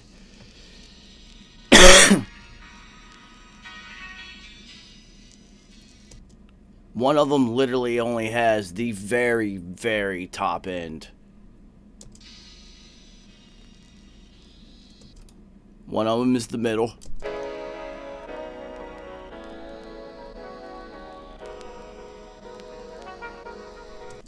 And then one of them is more of the bottom.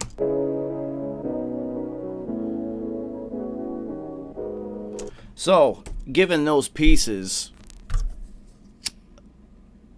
it wasn't as hard as you once would have thought once I played you what that 2-track sounded like when we started. I didn't know there was going to be 3 layers, so I thought I was going to have to really be surgical with just a sample. But this made it way easier having 3 of them. It would have been a lot more work for me, but it was okay.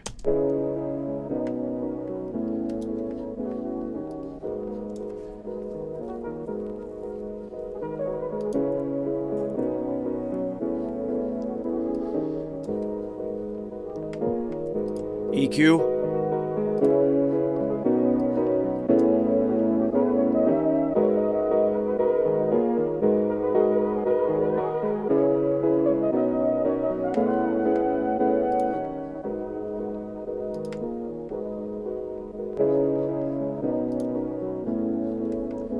Delicate harmonics on the trash engine, just as I always do on the vocals.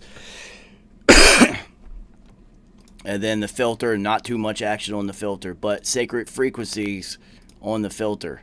419 and 743, I can already see it.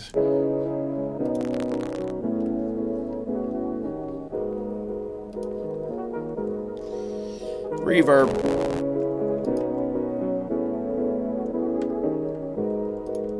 No delay. I set a little bit of this bottom end to the room bus, which is interesting.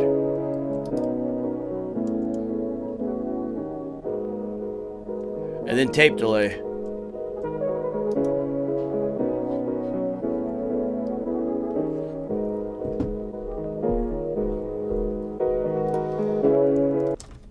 So let me widen this out so we get a better view. Since there were 3 copies,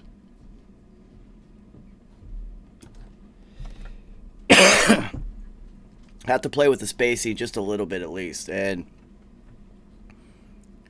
this main one I kept at hard left and hard right because it's going to create the phantom center but also leave some variance trailing off on the outsides.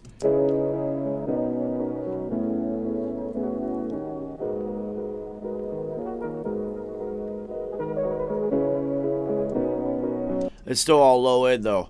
And then adding in the middle.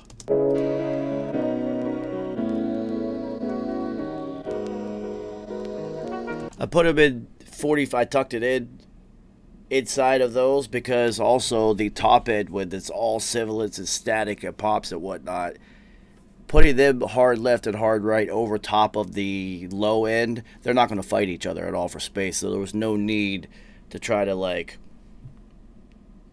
eat up some panning space on this top end one at all. It's just a matter of proper plug-in compression, EQs, and whatnot to balance in between the three.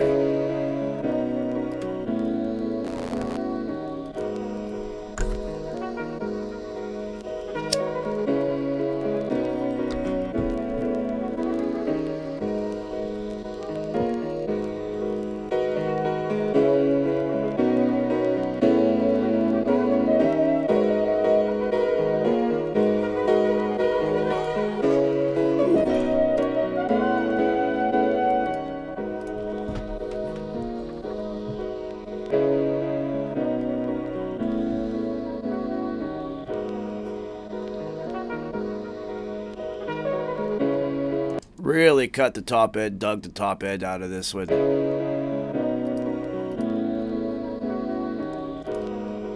It's all about balance.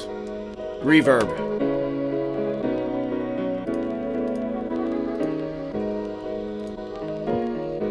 Tape delay.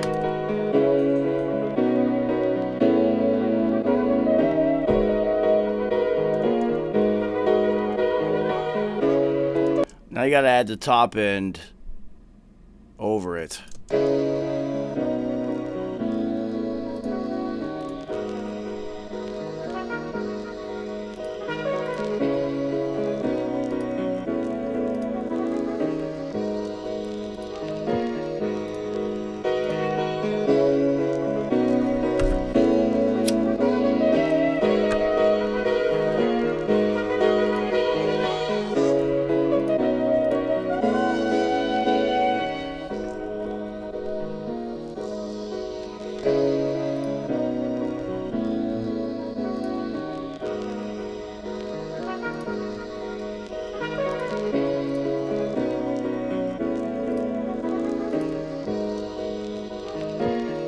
Alright, so it's that static and popping. I actually put a delay on that quarter note delay so that there'd be even more of it.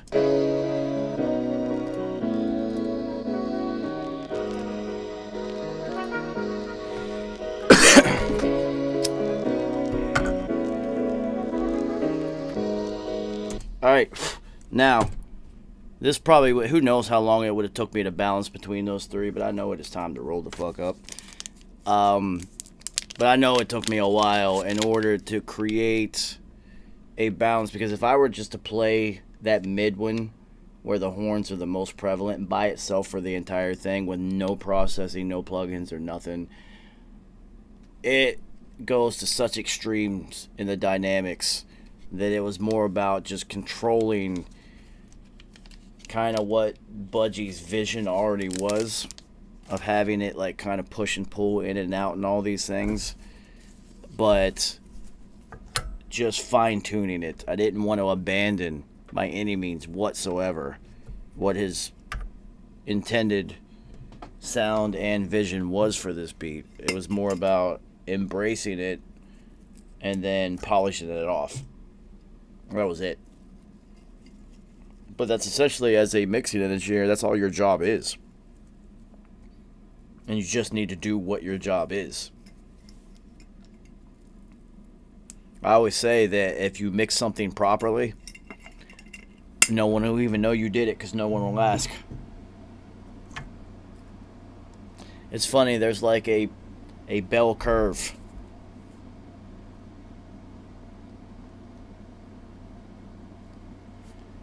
on recognition for your mixes.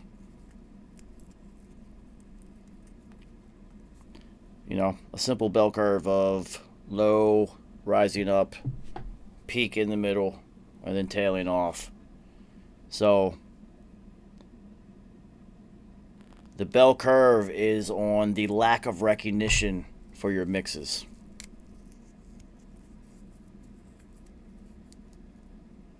If you want to look at it inversely, the recognition amount for your mixes would just be the opposite of that curve. So, if you do a terrible fucking job, people are going to be inquisitive and they're going to ask, who the fuck did this?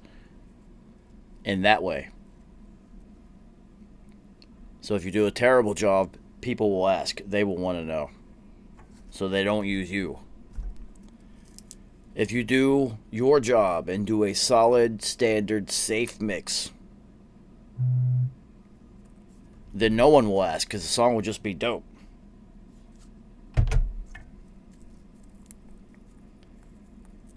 But if you nail it and you really fucking hit a home run, then people will ask, who the fuck did this? In that tone. So,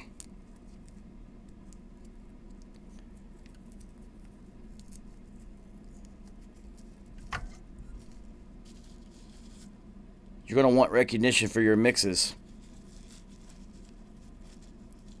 But it only occurs in one of the two extremes. So, if you want recognition for your mixing, you better fucking nail it. Because if you don't, it's going to be hard for you to get work again. Alright, so, I got to take a short break. I got to do something for somebody real quick. I've been waiting for them so I can get this over with. So, while we take a short commercial break, why don't we listen to Zoltan? Because that's what we do on commercial breaks. Actually, I should play Billy Lyons one.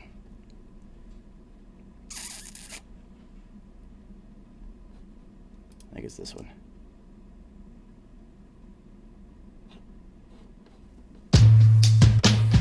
Alright, I'll be right back. Engineers in the game. The head engineer exclusively for Prodigy of Mobb Deep. 10 Prodigy of Mobb Deep albums. The Hegelian Dialectic. The Book of Revelation. It's a pleasure, man.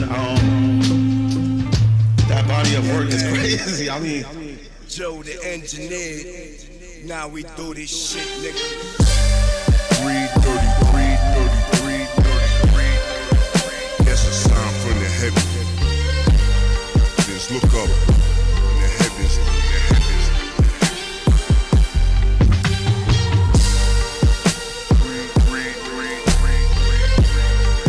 So when that next thing sparking, that next thing sparking.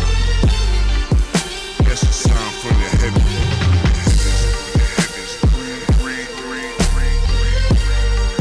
So when that next thing sparking, that next thing sparking. The heavens. 333. That's a sign from the heavens. Just look up in the heavens. Where the fucking weed at? One of the dopest engineers in the game.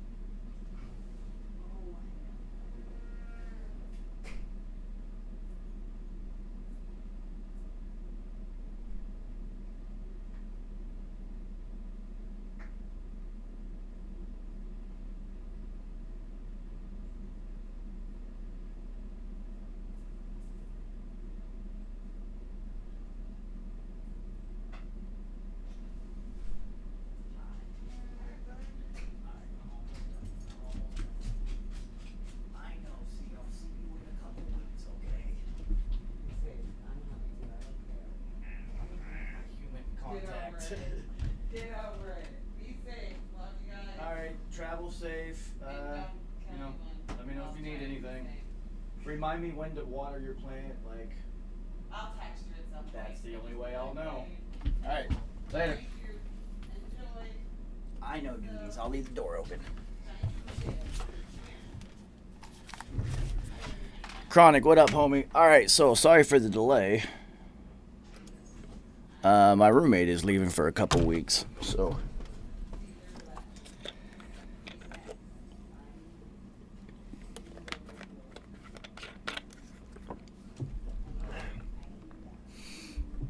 I appreciate it, Chronic. So, remember everybody, tonight is a fundraiser. We are helping out somebody in the 333. So, if you feel like donating anything donated, I will match at the end of the show. So, we will double it up.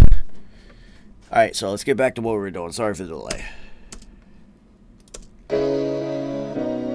Let's put these drums back in it.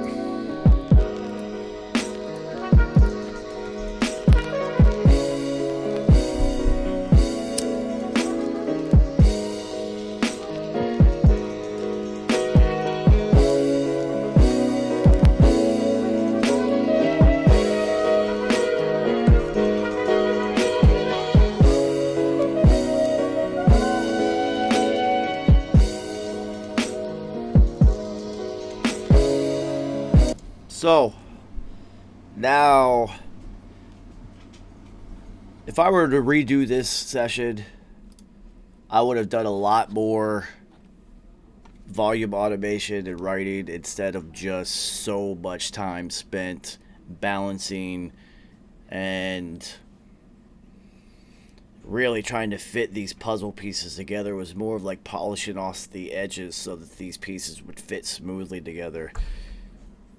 And I could have achieved that a lot quicker if I would have written a lot more volume automation on the main synth that has the horn in it that keeps pushing and pulling. I could have controlled it a lot easier by writing automation. But like I said, I didn't want to corrupt what Budgie had already done and what his vision was too much. So I just tried to control it more by squeezing it instead of like forcing it. If that makes sense.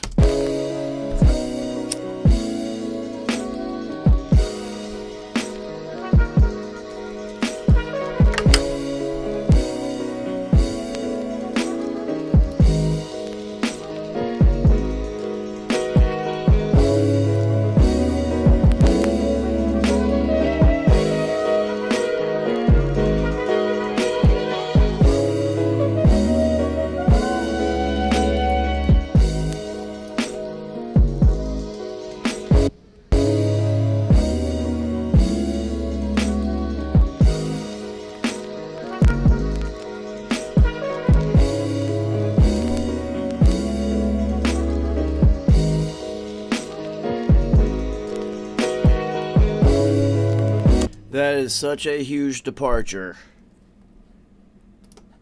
from this. This is the original.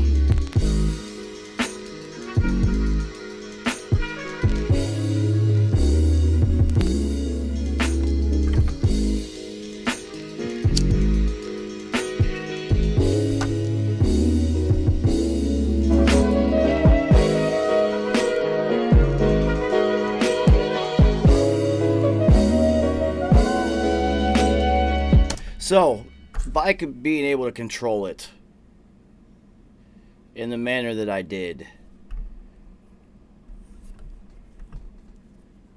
typically whenever you're mixing something, if something snaps at its peak, like whatever the hottest thing is in a sound sample or the overall mix, that's like the ceiling that you've set. And with this particular sample, there are moments when that horn comes flying in where it really, really hits the ceiling. It actually sets the ceiling on this mix. So by being able to control that, how much it pushes towards the ceiling, I didn't allow that horn to actually set the ceiling on this, the dynamics on this mix. and it's so different.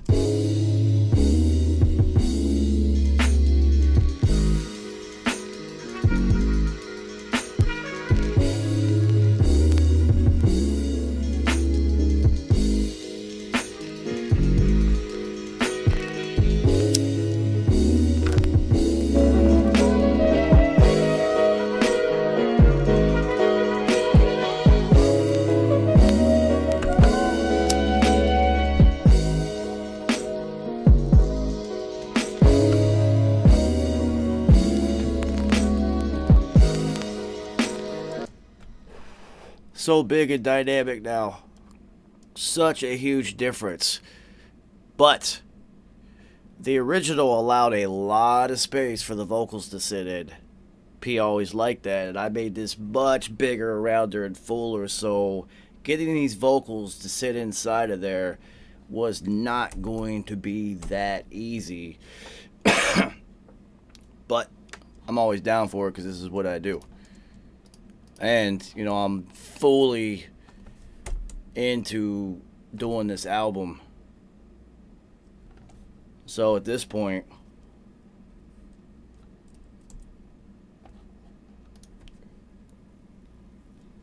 this album was consuming nearly 2 years of my life.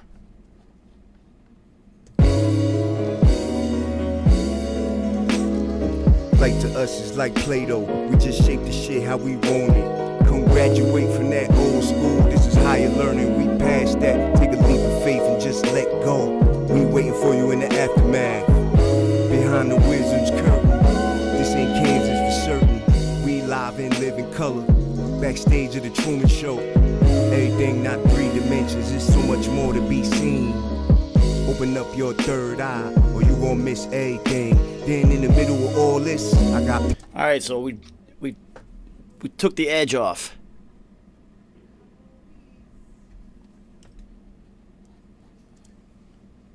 So now it's time to build it back up. The vocals, by taking the edge off so much, they're now buried a little bit within the instrumentation. So now it's time to take these layers and build it back up instead of it just being a sharp edge peak on the vocals. Sistren and brethren around the globe, the sleeping giants have awoken. Like to us, it's like Play-Doh. We just shape the shit how we want it. Come graduate from that old school. This is higher learning. We passed that. Take a leap of faith and just let go. We waiting for you in the aftermath. Behind the wizard's curtain. This ain't Kansas for certain. We live and live in color. Backstage of the Truman Show. So with this one, ended up using 2 different compressors. And the first one took off so much at the edge and brought it down. Hold on 1 second, y'all. Hey. You're fine. You're fine. I'm here. You're not by yourself. Yeah, my roommate and her dog left, and now my dog, the wolf, is not happy about it. Sistren and brethren around the globe, the sleeping giants have awoken. Like to us, it's like Play-Doh. We just shape the shit how we want it. Come graduate from that old school. This is higher learning. Always with the Alloy de-esser. It will always be my go-to de-esser. And then this was still in the time period when I was using this exciter. I don't really use that this much anymore. I might if I need some more harmonic layering, but I typically don't use this much. And even within using this, I'm pushing it at 1.1. There's 98.9% left of this that I could push this drive. So I'm barely even using it in the first place. Sistren and brethren around the globe, the sleeping giants have awoken. Like to us, it's like Play-Doh. So now I'm actually mixing this how I would actually mix it, because the first 6 sessions that I've showed you, we've gone and manipulated P's vocals while they were soloed by themselves. I never do that. This is how I would actually do it, is now that the instrument that I built this sound, now let's just start shaping these vocals into it instead of like shaping the vocals and then trying to take what you've built and jamming it into all of the beat. No, let's just take that and start molding it into it instead of forcing it. Once again, it's not force this. It's mixing. This isn't an aggressive act at all. Children and brethren around the globe, the sleeping giants have awoken. Like to us, it's like Play-Doh. We just shape the shit how we want it. Come graduate from that old school. This is higher learning. We passed that. Take a leap of faith and just let go. We waiting for you in the aftermath. So that top end that I chopped off I didn't really chop off, I squeezed it in by using 2 different layers of compression. We've just added most of it back in with the vintage aural exciter from AFX, which I use multiple times in the vocal chain. Children and brethren around the globe, the sleeping giants have awoken. Like to us, it's like Play-Doh. We just shape the shit how we want it. Come graduate from that old school. This is higher learning. We passed that. Take a leap of faith and just let go. We waiting for you in the aftermath. Let's add some depth and space to these now, and make it match the depth and space that we've already created of our virtual performance space. Children and brethren around the globe, the sleeping giants have awoken. Like to us, it's like Play-Doh. We just shape the shit how we want it. Come graduate from that old school. This is higher learning. We passed that. Take a leap of faith and just let go. We waiting for you in the aftermath. Behind the wizard's curtain. This ain't Kansas for certain. We live and live in color. Backstage of the Truman Show. Everything not 3 dimensions. There's so much more to be seen. Open up your third eye, or you gon' miss everything. So I want you to pray so you can hear if I just solo this. Sistren and brethren around the globe, the sleeping giants have awoken. Like to us. You could hear the delay a lot. It's really, really present, right? Typically on the lead vocals, the delay that I set, it's only going to poke out. I'm at the smallest little opportunities. The delay on the lead vocals is more of a dimension setter, and I don't really want it to hit so loud. I will save the delays to be pushed harder on the points of emphasis and the doubles and whatnot, because it's already a roadmap for where your delays should be put at. These are the points of the song that have already been emphasized by the artist. It's already a blueprint for where you should be putting delays at least where you should begin your mapping at. So, Sistren and brethren around the globe, the sleeping giants have awoken. Like really present, but once the instrumentation and whatnot is added into it, most of those delays are going to be completely buried. And if you really, really pay attention, you'll hear them poke out in the small opportunities that they are given. Sistren and brethren around the globe, the sleeping giants have awoken. Like to us, it's like Play-Doh. We just shape the shit how we want it. Come graduate from that old school. This is higher learning. We passed that. Take a leap of faith and just let go. We waiting for you in the aftermath. Behind the wizard's curtain. This ain't Kansas for certain. We live and live in color. Backstage of the Truman Show. Everything not 3 dimensions. There's so much more to be seen.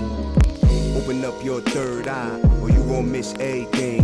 Then in the middle of all this, I got people with larceny, and they hunt for me. I must hold down the fortress, stay alive and stay out the penitentiary. Just little tiny pokes, little tiny like what are those prairie dogs poking out of those holes in the desert. So another tactic, and you guys who have been with me through 6 weeks of doing this so far, you guys know how we control the breaths, because loud breath sounds are annoying, and we know you can't cut them out because then it sounds all choppy and weird. So we know how we control them.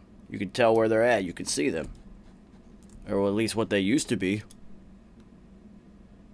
So by controlling the breaths, by compressing them, we're allowing the atmospheric ambience of the booth and the performance to still be present, because if you cut that out, it's just going to sound that little ambient gap, the noise of the booth, the sound of the earth, the planet that was recorded. You can't cut it out. So if you want those delays to just barely poke in and you have the breaths really loud, you're going to really have to push them. So by controlling the breaths, you've achieved two different things. You have, well, three. It doesn't sound stupid anymore. Two, you have allowed the ambient noise and bridge to still be there from the last phrase to the next phrase. And then you have also squashed it down enough to allow space for those delays to hit. So there are multiple reasons why I do this way. And I will tell everybody, you should always control your breaths by selecting them and compressing them until to the proper setting to where it's still felt but not heard at all. If it's still felt, now since it's not heard, you have a gap which can be heard. And that's where you can map delays into. Children and brethren around the globe, the sleeping giants have awoken. Like to us, it's like Play-Doh. We just shape the shit how we want it. Come graduate from that old school. This is higher learning. We passed that. Take a leap of faith and just let go. We waiting for you in the aftermath. Behind the wizard's curtain. This ain't Kansas for certain. We live and live in color. Backstage of the Truman Show. Everything not three dimensions. There's so much more to be seen. So in order to add the rest of the top end that I'm going to need on these vocals, time to go to our other go-to harmonic engine, the Maserati Harmonics engine. Fucking love this one. I did not send the lead vocals individually to it. I just sent the entire vocal bus to it. Nowadays, I will send both in a balance between the two. Children and brethren around the globe, the sleeping giants have awoken. Like to us, it's like Play-Doh. We just shape the shit how we want it. Come graduate from that old school. This is higher learning. We passed that. Take a leap of faith and just let go. So, by squashing the original kind of a little bit of harshness that was recorded into the vocals in the top end that was too much, by squashing that down twice with compression, it was going to force me to have to rebuild the top end on the vocals, but I was able to rebuild the top end of the vocals how I wanted them and to control them myself instead of, once again, relying on one compressor to squash it enough to control all that. Because, A, the sibilance and the presence on all of the cymbals and the percussion was eating up a lot of the space on the high end of the vocals.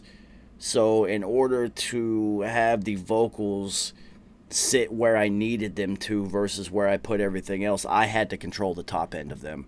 So I kind of chopped it off and then built it through a series of harmonic engines and whatnot to get to that. And you can really hear it in this one where the final part of the top end instantly snaps in. Children and brethren around the globe, the sleeping giants have awoken. Like to us, it's like Play-Doh. We just shape the shit how we want it. Come graduate from that old school. This is higher learning. We passed that. Take a leap of faith and just let go. We waiting for you in the aftermath. Behind the wizard's curtain. This ain't Kansas for certain. We live and live. So now the top end is exactly where I want it to be, in between the snare and the kick and the bass and whatnot. It's up here tucked just kind of over top of where the snare is going to hit. Almost in unison with it, but it's the top end of the vocal, so it's going to be kind of just over top of where the snare is hitting. Instead of it being kind of just pushed multiple times over that point and then also wide of that point, I just squashed it completely and then rebuilt a top end that I control. That was the whole point. It was a lot of work. This particular session took a very long time to get from point A to point Z. Like a very, very long time. Children and brethren around the globe, the sleeping giants have awoken. Like to us, it's like Play-Doh. We just shape the shit how we want it. Come graduate from that old school. This is higher learning. We passed that. Take a leap of faith and just let go. We waiting for you in the aftermath. Behind the wizard's curtain. This ain't Kansas for certain. We live and live in color. Backstage of the Truman Show. Everything not three dimensions. There's so much more to be seen. So you can see by fader of the vocals really jumping down and up quickly. So if you're new to this, that is me going into the vocals themselves. writing automation because I don't want to have to make the de-esser work too much. I never want to rely 100% or even 80% on a plugin. I just want to utilize it a little bit. So instead of having that de-esser slam all of these harsh sibilant sounds, I always go in and just scoop them out a little bit so that there is me controlling them individually how much they need to go after I've already used the de-esser a little bit. Because if I need to control each of them, all of them at the same time, I'm going to have to really push that de-esser. I don't want to push it too much. I just want to push it a little bit. Well, if I'm just going to push it a little bit, then I'm going to have to go in and manually control all of them in addition to using the de-esser. You gotta do whatever it takes. The only goal is make it sound dope. There's literally only one goal with this. Make it sound dope. Sistren and brethren around the globe, the sleeping giants have awoken. So now that we've added our doubles in, it's really about just making it sound as if it's just one with the main vocals. And that's all compression matching. Sistren and brethren around the globe, the sleeping giants have awoken. Light to us is like Play-Doh. We just shape the shit how we want it. Come graduate from that old school. It's higher learning, we past that. Take a leap of faith and just let go. We waiting for you in the aftermath. Behind the wizard's curtain. This ain't Kansas for certain. We live and live in color. Backstage of the Truman Show. Everything not 3 dimensions. There's so much more to be seen. Open up your third eye, or you gon' miss everything.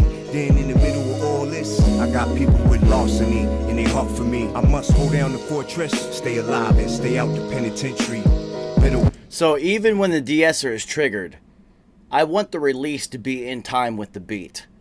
And it's not perfect every single time, but you will see that all of the releases on every plugin that I use will always be timed with the music itself.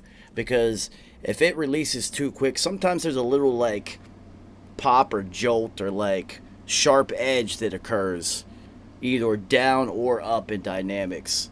And a way to hide that from happening is to make when it's fully released and let go happen behind a snare or a kick or something like that. So if you always have it timed to where the final release is kind of when a snare or something else is hitting, that little pop or that jump up or down in dynamics once the full release occurs can be masked if you time it correctly. Sistren and brethren around the globe, the sleeping giants have awoken.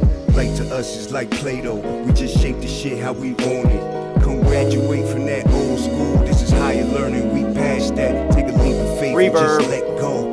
We waiting for you in the aftermath. Behind the wizard's curtain. This ain't Kansas for certain. We live and live in color. Backstage of the Truman Show. Everything not 3 dimensions. There's so much more to be seen. Open up your third eye. So now that we've got the doubles and whatnot coming, we're now utilizing the second delay. I have 2 of them up here. 2 of the same one, but set at different. One's at a quarter note and one's at an eighth note. The quarter note one was used basically for the bass, and then everything, maybe some instruments. But the eighth note one is where I'm basically focused most of the doubles and whatnot on, at least the ones that I wanted to hit and be present. Sistren and brethren around the globe, the sleeping giants have awoken. Light to us is like Play-Doh. We just shape the shit how we want it. Come graduate from that old school. This is higher learning. We past that. Take a leap of faith and just let go. Now P, this one is kind of rare for him because he normally would only do 1 layer of vocals and then a double. But on this one, he did a 3rd layer to where he kind of only did single words or maybe 2 or what, but really just kind of emphasized the end of things. And it's just a matter of making that one sound as one part of the whole. Sistren and brethren around the globe, but still achieve its purpose. Sistren and brethren around the globe, the sleeping giants have awoken. Light to us is like Play-Doh. We just shape the shit how we want it. Come graduate from that old school. This is higher learning. We past that. Take a leap of faith and just let go. We waiting for you in the aftermath. Behind the wizard's curtain. This ain't Kansas for certain. We live and live Backstage of the Truman Show. Everything not 3 dimensions, there's so much more to be seen. Open up your third eye, or you gon' miss everything. Then in the middle of all this, So, P typically did do a whole lot of ad-libs. And, you know, usually an artist will just do an ad-lib track. And you should let them. Just, if you're recording them, just tell them just do an ad-lib track. Maybe even 2 of them. Just do whatever comes to your fucking mind, because you're not going to end up using all of them anyway. And I never use all of anybody's ad-libs. I only use the ones where one is needed. Now, sometimes it's critical in the construct of the verse itself, and that's in some of these, yes. But a lot of the times there's too many. This ain't the Migos. This is Pigos. This isn't all ad-libs, and it shouldn't be. There should be very little of them. Just use them when necessary, and you as a producer or an engineer should go ahead and make those judgment calls and then play it for them and then see if they are like, well, I need that one right there, because there might be some that they really want there. But usually, once again, if you just do your job correctly and it's musically correct, it makes the most sense musically, they're not going to say anything. And if they do, just tell them this is musically correct, and then argument over. Sistren and brethren around the globe, the sleeping giants have awoken. Light to us is like Play-Doh, we just shape the shit how we want it. Come graduate from that old school, this is higher learning, we past that. Take a leap of faith and just let go. We waiting for you in the aftermath, behind the wizard's curtain. This ain't Kansas for certain, we live and live in color. Backstage of the Truman Show, everything not 3 dimensions. See, those are necessary in the context within the verse, because clearly no explanation needed. So let's bounce on to the hook, because in a couple of the songs that we've done, there really wasn't a hook per se. So let's jump into the hook and let's wrap this one up, because I literally did not eat today. It's midnight where I'm at, which means I did not consume any food yesterday at all, which is fucking stupid. Alright, let's bring this down a bit. Alright, so let's jump into the hook now.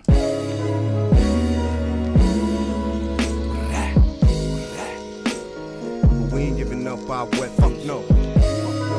So you can hear the delays now, especially this one. I really pushed it on this one. He only did one of those. I really pushed it and made that second one really present. But it's essentially the same act, except with these vocals on the hook, in order to make it distinguishable from the verses. And this is a mistake that a lot of rappers do, is they'll do one layer of vocals on each of them. Verse, hook, verse, hook. And it's just one layer. And for the uneducated or maybe new listener who has never heard your music, it might be difficult for them to distinguish what is actually the hook versus the actual verses themselves. So you always have to find a way to distinguish between the two in some manner. And the easiest way is just to double the hooks. And P does points of emphasis and whatnot on the verses, but not the whole thing. Only Eminem does that. So there's just, you know, stabs and whatnot. But the hook, in order to make it different, I'll just double the whole thing. Get some 9 millis, Stendo 47s. They want us to all disarm, but we ain't giving up our weapons. It's the USA, motherfucking USA, the US of A. Where black is beautiful, black is powerful, and we all here to stay. Again, they're kind of sharp and harsh on the upper end, but the same process is going to be done of kind of squashing the top end and harshness and then rebuilding it myself. I just kind of followed the same process. It wasn't so much of a how do I solve this problem as to I've already solved this problem as the verses in the verses, so let's just do it again. Get some 350s, 9 millis, Stendo 47s. They want us to all disarm, but we ain't giving up our weapons. It's the USA, motherfucking USA, the US of A. We're black is beautiful, black is powerful, and we all here to stay. Right here in the United States, motherfucking USA, the US of A. Look, we are all beautiful, all powerful, all one human race. Get some 350s, 9 millis, Stendo 47s. They want us to all disarm, but we ain't giving up our weapons. No, it's the USA. So, with almost every plugin, you're going to have a gain stage in and out. There's multiple points of gain stage, so you don't necessarily have to control your gain on the vocals within the main fader itself, because when you move the main fader, you are affecting the entire totality of your vocal chain at once. A better way to try to nudge the vocals into a pocket if you're just off is to go somewhere within your gain stage within the vocal chain. This one doesn't have, it has an input, I'm not going to touch that, but on the output of this one, I use the gain stage output on this oral exciter to kind of tuck the vocals down into their pocket instead of using the fader for the entire vocal chain itself. So you can hear it. It's like it's.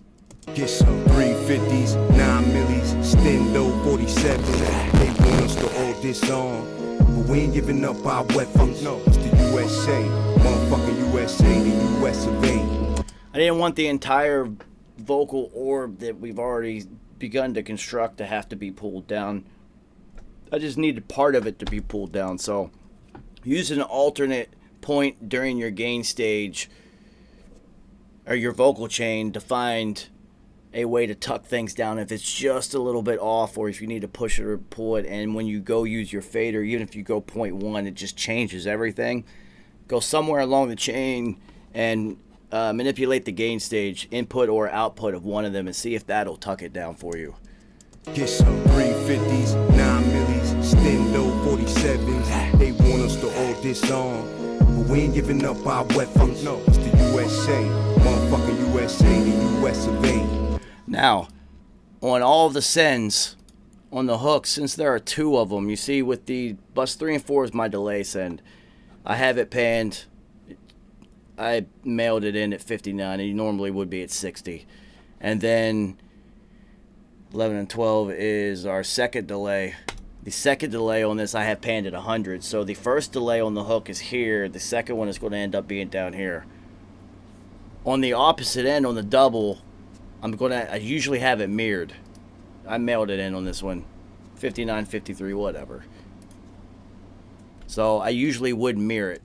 I don't know why the fuck I didn't completely mirror it, but if I do have a vocal and a double, if I'm going to set one pan on one of the sends, say a reverb or a processor or some harmonic engine or a delay or something, and I set it at 25, I'm typically going to set the other one the other way, 25, positive 25 and negative 25. I want them to mirror each other. Get some 350s, 9 millis, Stendo 47s. They want us to all disarm, but we ain't giving up our weapons. No, it's the USA, motherfucker. Let's control this double now. Get some 350s, 9 millis, Stendo 47s. They want us to all disarm, but we ain't giving up our weapons. No, it's the USA, motherfucking USA, the US of A. We're black is beautiful, black is powerful, and we all here to stay. Right here in the United States, motherfucking USA, the US of A. Look, we are all beautiful, all powerful, all one human race. Get some 350. So typically in the double, if the double on vocals sound too thick, go into the double and scoop it out at around 310. Now, this one, it was almost at 333. Now I definitely would move it to 333. It's funny, I would never leave it at 334, but it's around 310. But so in the double, in order to get the muddiness out, I really scooped it out there, like a extreme scoop. But if you have, even after you've edited your vocals and they're all lined up, if the double just sounds too thick, go around 310, somewhere around, just start there as your beginning point and then sweep a little bit, even with an extreme cut like that, and you'll find where it's going to kind of take out that muddiness. in the vocals once the double is added.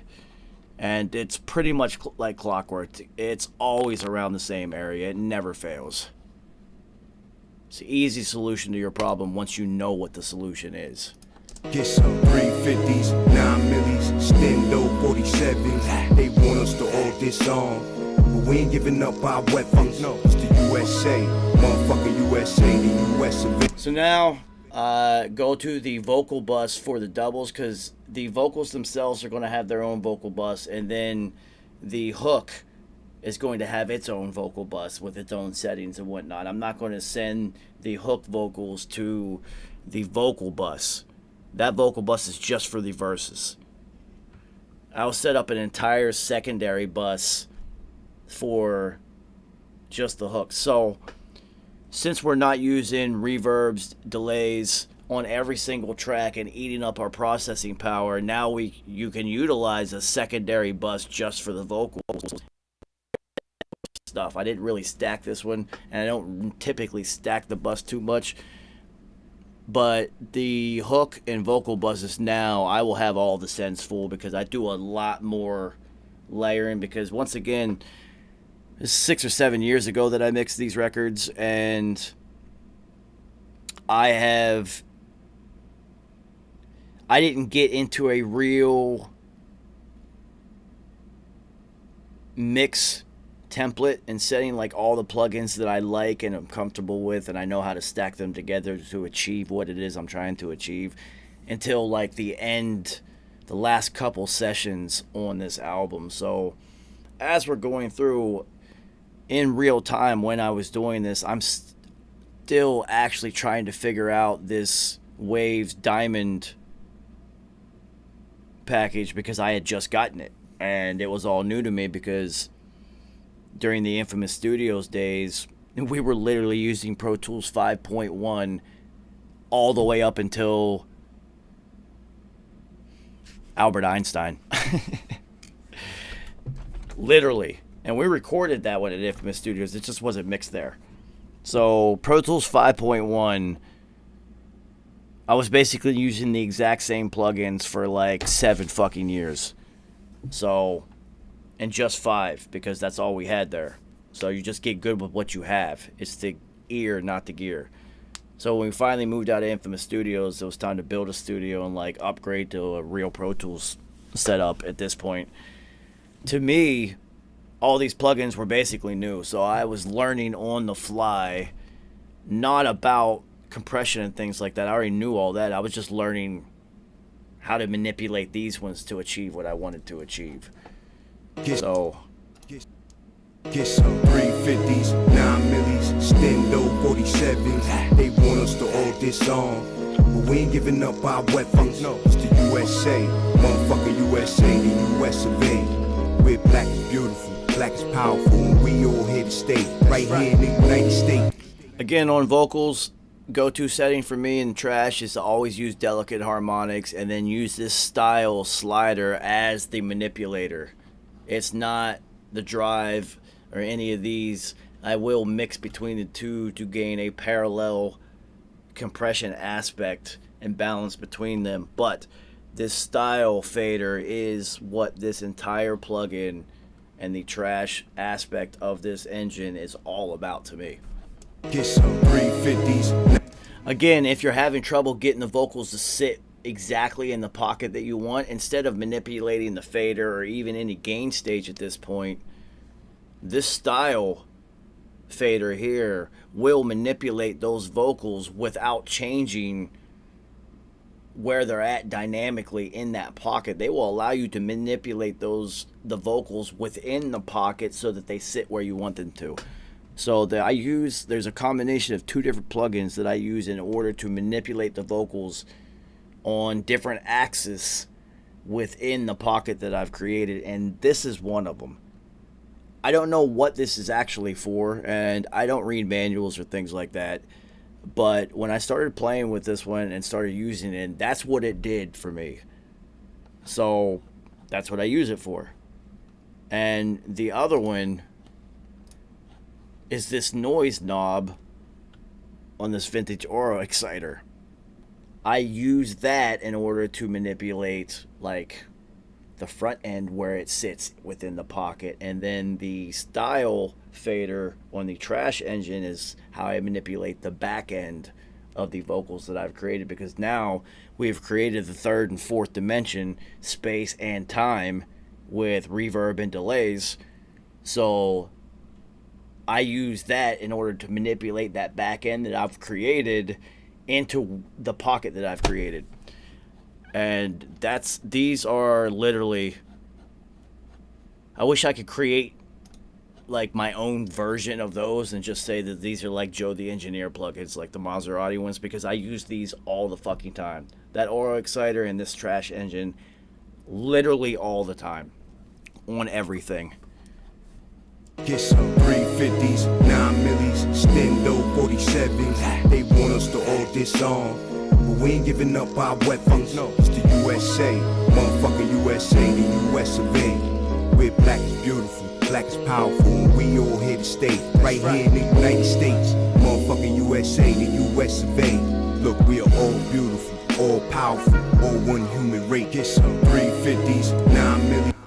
So, after mixing and whatnot and getting everything dynamically, writing all my automation and make sure everything fits in the pockets that I want, with this album, P gave me the liberty to create.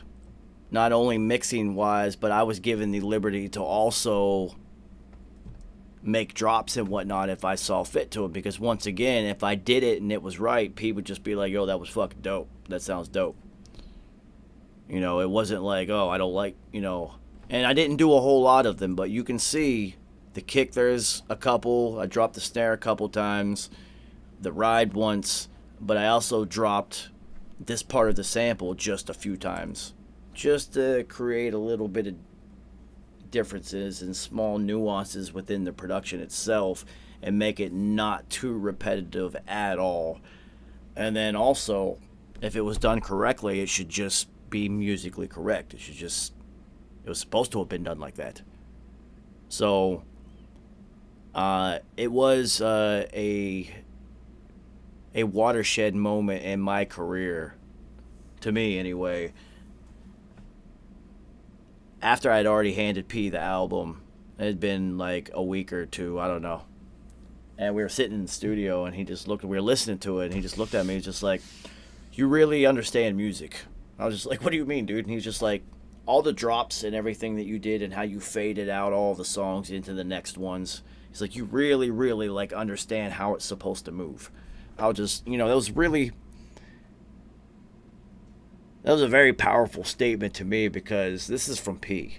It's not just like, oh, yo, these mixes are dope or anything. Like, this is a really specific acknowledgement of you have a profound understanding of how music is supposed to move. And that's very, very important to me, because I have stressed it a million times over and over again. The entire goal of that album was that no one would ever hit skip on anything. That when you hit play, you just went for the 42-minute ride.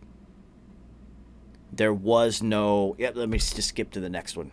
So it was very critical to make sure that the tails and fade outs of some songs weren't too elongated and too long, because originally in the first cut of the Book of Revelation, the only thing that P wanted to change, the synth on Snakes, he said it gets annoying to him, so we had to rebalance that a little bit.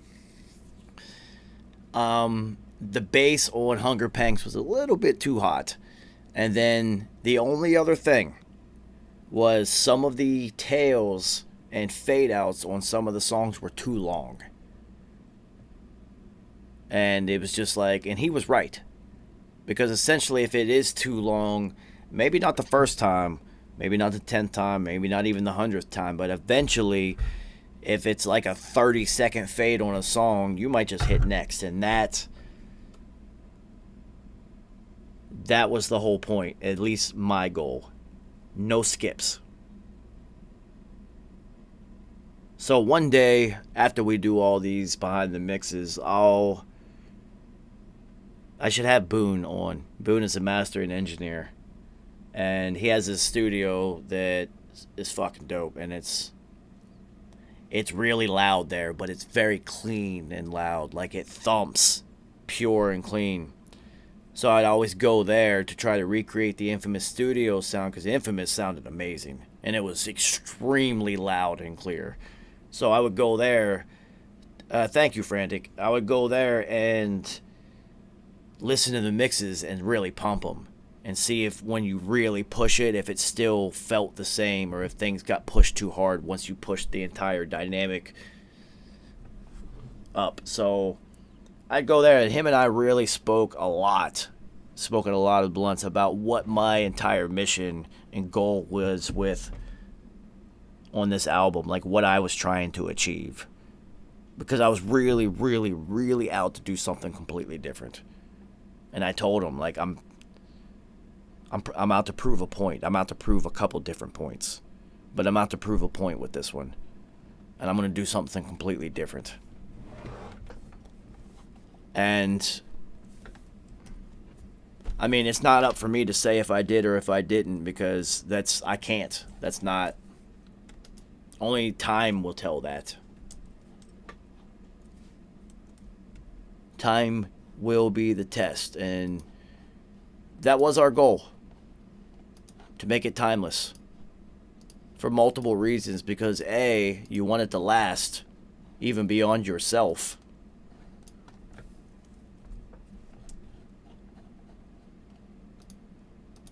But B, we knew once we were done, we knew it was going to take people a while to understand all of it. It takes multiple listens to digest all of it, to catch every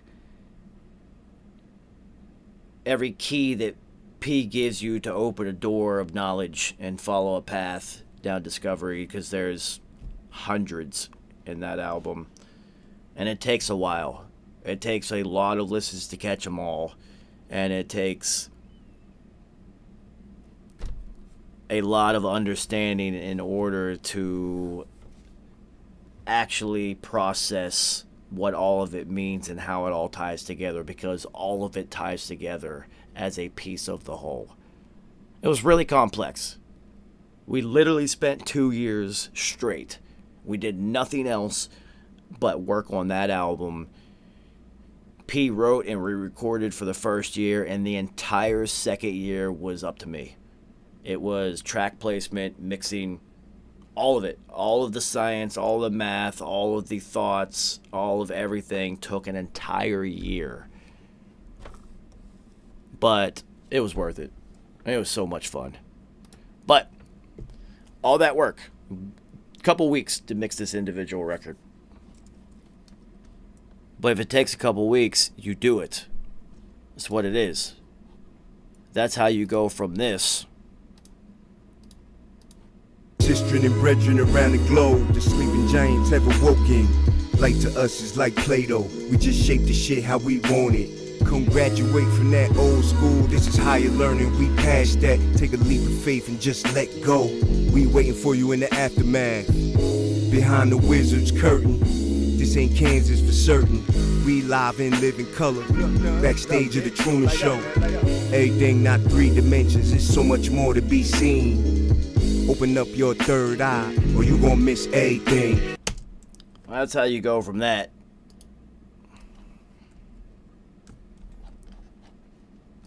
I really should have a way to do this quicker. To A and B it. I should just pull up the actual track itself, but it's more fun to play it out of the Pro Tools session because it always sounds wider and a little bit bigger. Anyway, that's how you go from that to this. Sistren and brethren around the globe, the sleeping giants have awoken. Light to us is like Play-Doh. We just shape the shit how we want it. Come graduate from that old school. This is higher learning. We past that. Take a leap of faith and just let go. We waiting for you in the aftermath. Behind the wizard's curtain. This ain't Kansas for certain. We live and live in color. Backstage of the Truman Show. Everything not 3 dimensions. There's so much more to be seen. Open up your third eye, or you gon' miss everything. Then in the middle of all this, I got people with larceny in their heart for me. I must hold down the fortress, stay alive and stay out the penitentiary. Better wisely choose your battles. Try not to think so small. It's a big psychedelic picture. That'll turn your hatred to love, maybe not though. Just drinking. Awesome. So much difference, so much work to achieve the goal, but it was achieved. And I love listening to these sessions and allowing it to play in the session because this is unmastered. So there's I don't want to say a lot because Tony did an excellent job on the masters, but there's a little bit more life and a little bit more movement and dynamic flow, and it's just a little bit more on the unmastered version because the master essentially takes your 2-track and squashes it a little bit, and brings, squeezes a little bit of the life out of it. So it's always so much fun to listen to these because so alive. There's so much space. There's so much movement. So much push and pull. So, Christopher, what up, homie? Johnny Quest, what up, yo? Rigo, thank you. So, that's how we get from A to Z. So, this has been Beat Boutique. I appreciate everybody who has donated tonight because all donations tonight are going to charity.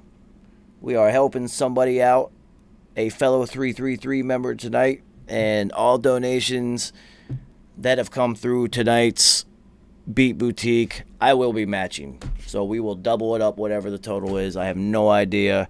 If you would like to donate to our charitable cause tonight, because that's what Beat Boutique was about. It wasn't about beating YouTube's algorithm, which is what we usually do. It's always about making your music together. And now for 7 weeks, it's about giving you a peek behind the curtain of not only what it took, but exactly how I created that album with P, but how I did what I had to do to it. So, I appreciate everybody for coming through. If you would like to donate, go ahead and hit that little thing on YouTube. You know how to do it because it's how we do this. And whatever is donated at the end of tonight's show, I am going to match, and then I will send off. And I appreciate anybody who helped in any way and anybody who helps me hold it down for P whatsoever. Now, I'm trying to talk in a string until 12:33. I don't think I'm going to make it. It's 6 more minutes. So, today is now Friday in Brooklyn. So, I will see you Saturday for RIP TV. I have no fucking clue what the playlist is going to be or how I'm going to structure that one, but I'll figure it out. Maybe I can get a guest to come on. Other than that, I am still working. How do I want to put this? I'm up to something. I'm almost done, though. I'm almost done. So you will see me return to live mixing and whatnot. So, congratulations to Billy Lines for winning the theme song battle. Congratulations to Andrew coming in second. Congratulations to Zoltan for coming in third. As you can see, I'm using Zoltan's song as our commercial break. And I will be using Billy Line's beat for some shows. And I'm going to end up... Rigo, I appreciate it, homie. Thank you, and thank you to everybody in the 333. You guys are fucking dope, man. I literally started all of this just to hold it down for P. That was the only thing. I didn't care if there was anybody on the other end. I was going to do it anyway. But what has transpired and evolved is fucking amazing. And that's you guys. So I am truly humbled that you continue to rock with me and support whatever the fuck it is I'm doing over here. Truly, I am. It's fucking dope, man. You guys are awesome. So I appreciate all of you. Andrew, I know you might watch this later. I will be sending you things. Everybody who donated tonight. Frantic. Yes, Rigo. I appreciate you guys. So, everybody who donated anything tonight, I want you to either Gmail me or email me your address, and I'm going to send you something. just to show my appreciation. Because you guys are fucking dope. I'm going to send you some exclusive shit that nobody else has. Like this. I don't know, it's hard to see this one. But the exclusive Hegelian 333 logo. So, either DM me on Instagram or Gmail me, and I will be sending you guys something because you guys are fucking awesome, and I really appreciate your help. And this has actually been our first ever 333 fundraiser through Beat Boutique. Not a bad idea. So, I will let you guys know that if anybody in the 333 needs anything, I will try to find some way to figure out a way to help, and this was one of them. And I would not have been able to do it without you guys. You guys are fucking awesome. So, that is how we went from rough vocals and a very different sounding beat to a song that P performed on the Jimmy Fallon show. Of all the records on the album, P performed Motherfucking USA. And not only did he perform this song, he performs, because he only got to perform short stretches. Because like he just sat with the band. He does the part where he say, "We ain't giving up our weapons." I'm just like, fuck yeah, dude.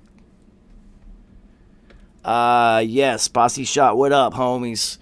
I appreciate it. So, yeah, definitely, you guys know my Instagram and you know my Gmail. They're all the same as YouTube. I am the same on all medias. Joe the Engineer at whatever it is. Hit me. And I will go back through and make sure I get everybody. But I will not be able to send you something if you don't send me your address. But I am going to send all of you guys something. You guys are fucking dope. So I appreciate your help. I almost fucking did it. I almost did it. I almost did it. I almost made it to 12:33. It's hard being a host out here sometimes. No, it's not. You guys make this shit really easy. You guys are fucking awesome. I love it. And Beat Boutique has easily become the most entertaining and the funnest show that I do on any of these on 333 TV. I fucking love this shit. God, it's the longest minute in the history of minutes. I'm trying to make it. Come on. Come on. Oh, I can't. I was waiting until you got here, but now it's over because I haven't eaten today. And it's 3:33 somewhere. And we have made it to the end. Yes, so I'll see you guys at midnight on Saturday for RIP TV. Until then, stay safe. You guys are fucking amazing. Posse Shot, I will make sure that we play it if you show up next time. So, you came right at the end. I do appreciate you. I appreciate everybody. But, I'm out. RIPP 333. And keep fighting the good fight. The following program is rated TV NAL. It contains strong language and is intended only for mature audiences. Viewer discretion is advised. RIP TV will be tomorrow night at midnight. I will see you guys then. I will see you Monday for Mob Deep Monday at 9 p.m. For you football heads, I'll see you tomorrow at 8 for Great Matter. It's time for Beat Boutique. It is time to make your music matter together. Welcome to what I call the Dower Hours. Play my motherfucking theme song. Joe the Engineer. 333. Blah, blah, blah from New York. One of the dopest engineers. And if you don't know, now you know. Joe the Engineer. 333. Blah, blah, blah from New York. RIPP 333. Joe the Engineer. Hold it down for P. 333. Joe the Engineer. Where the fucking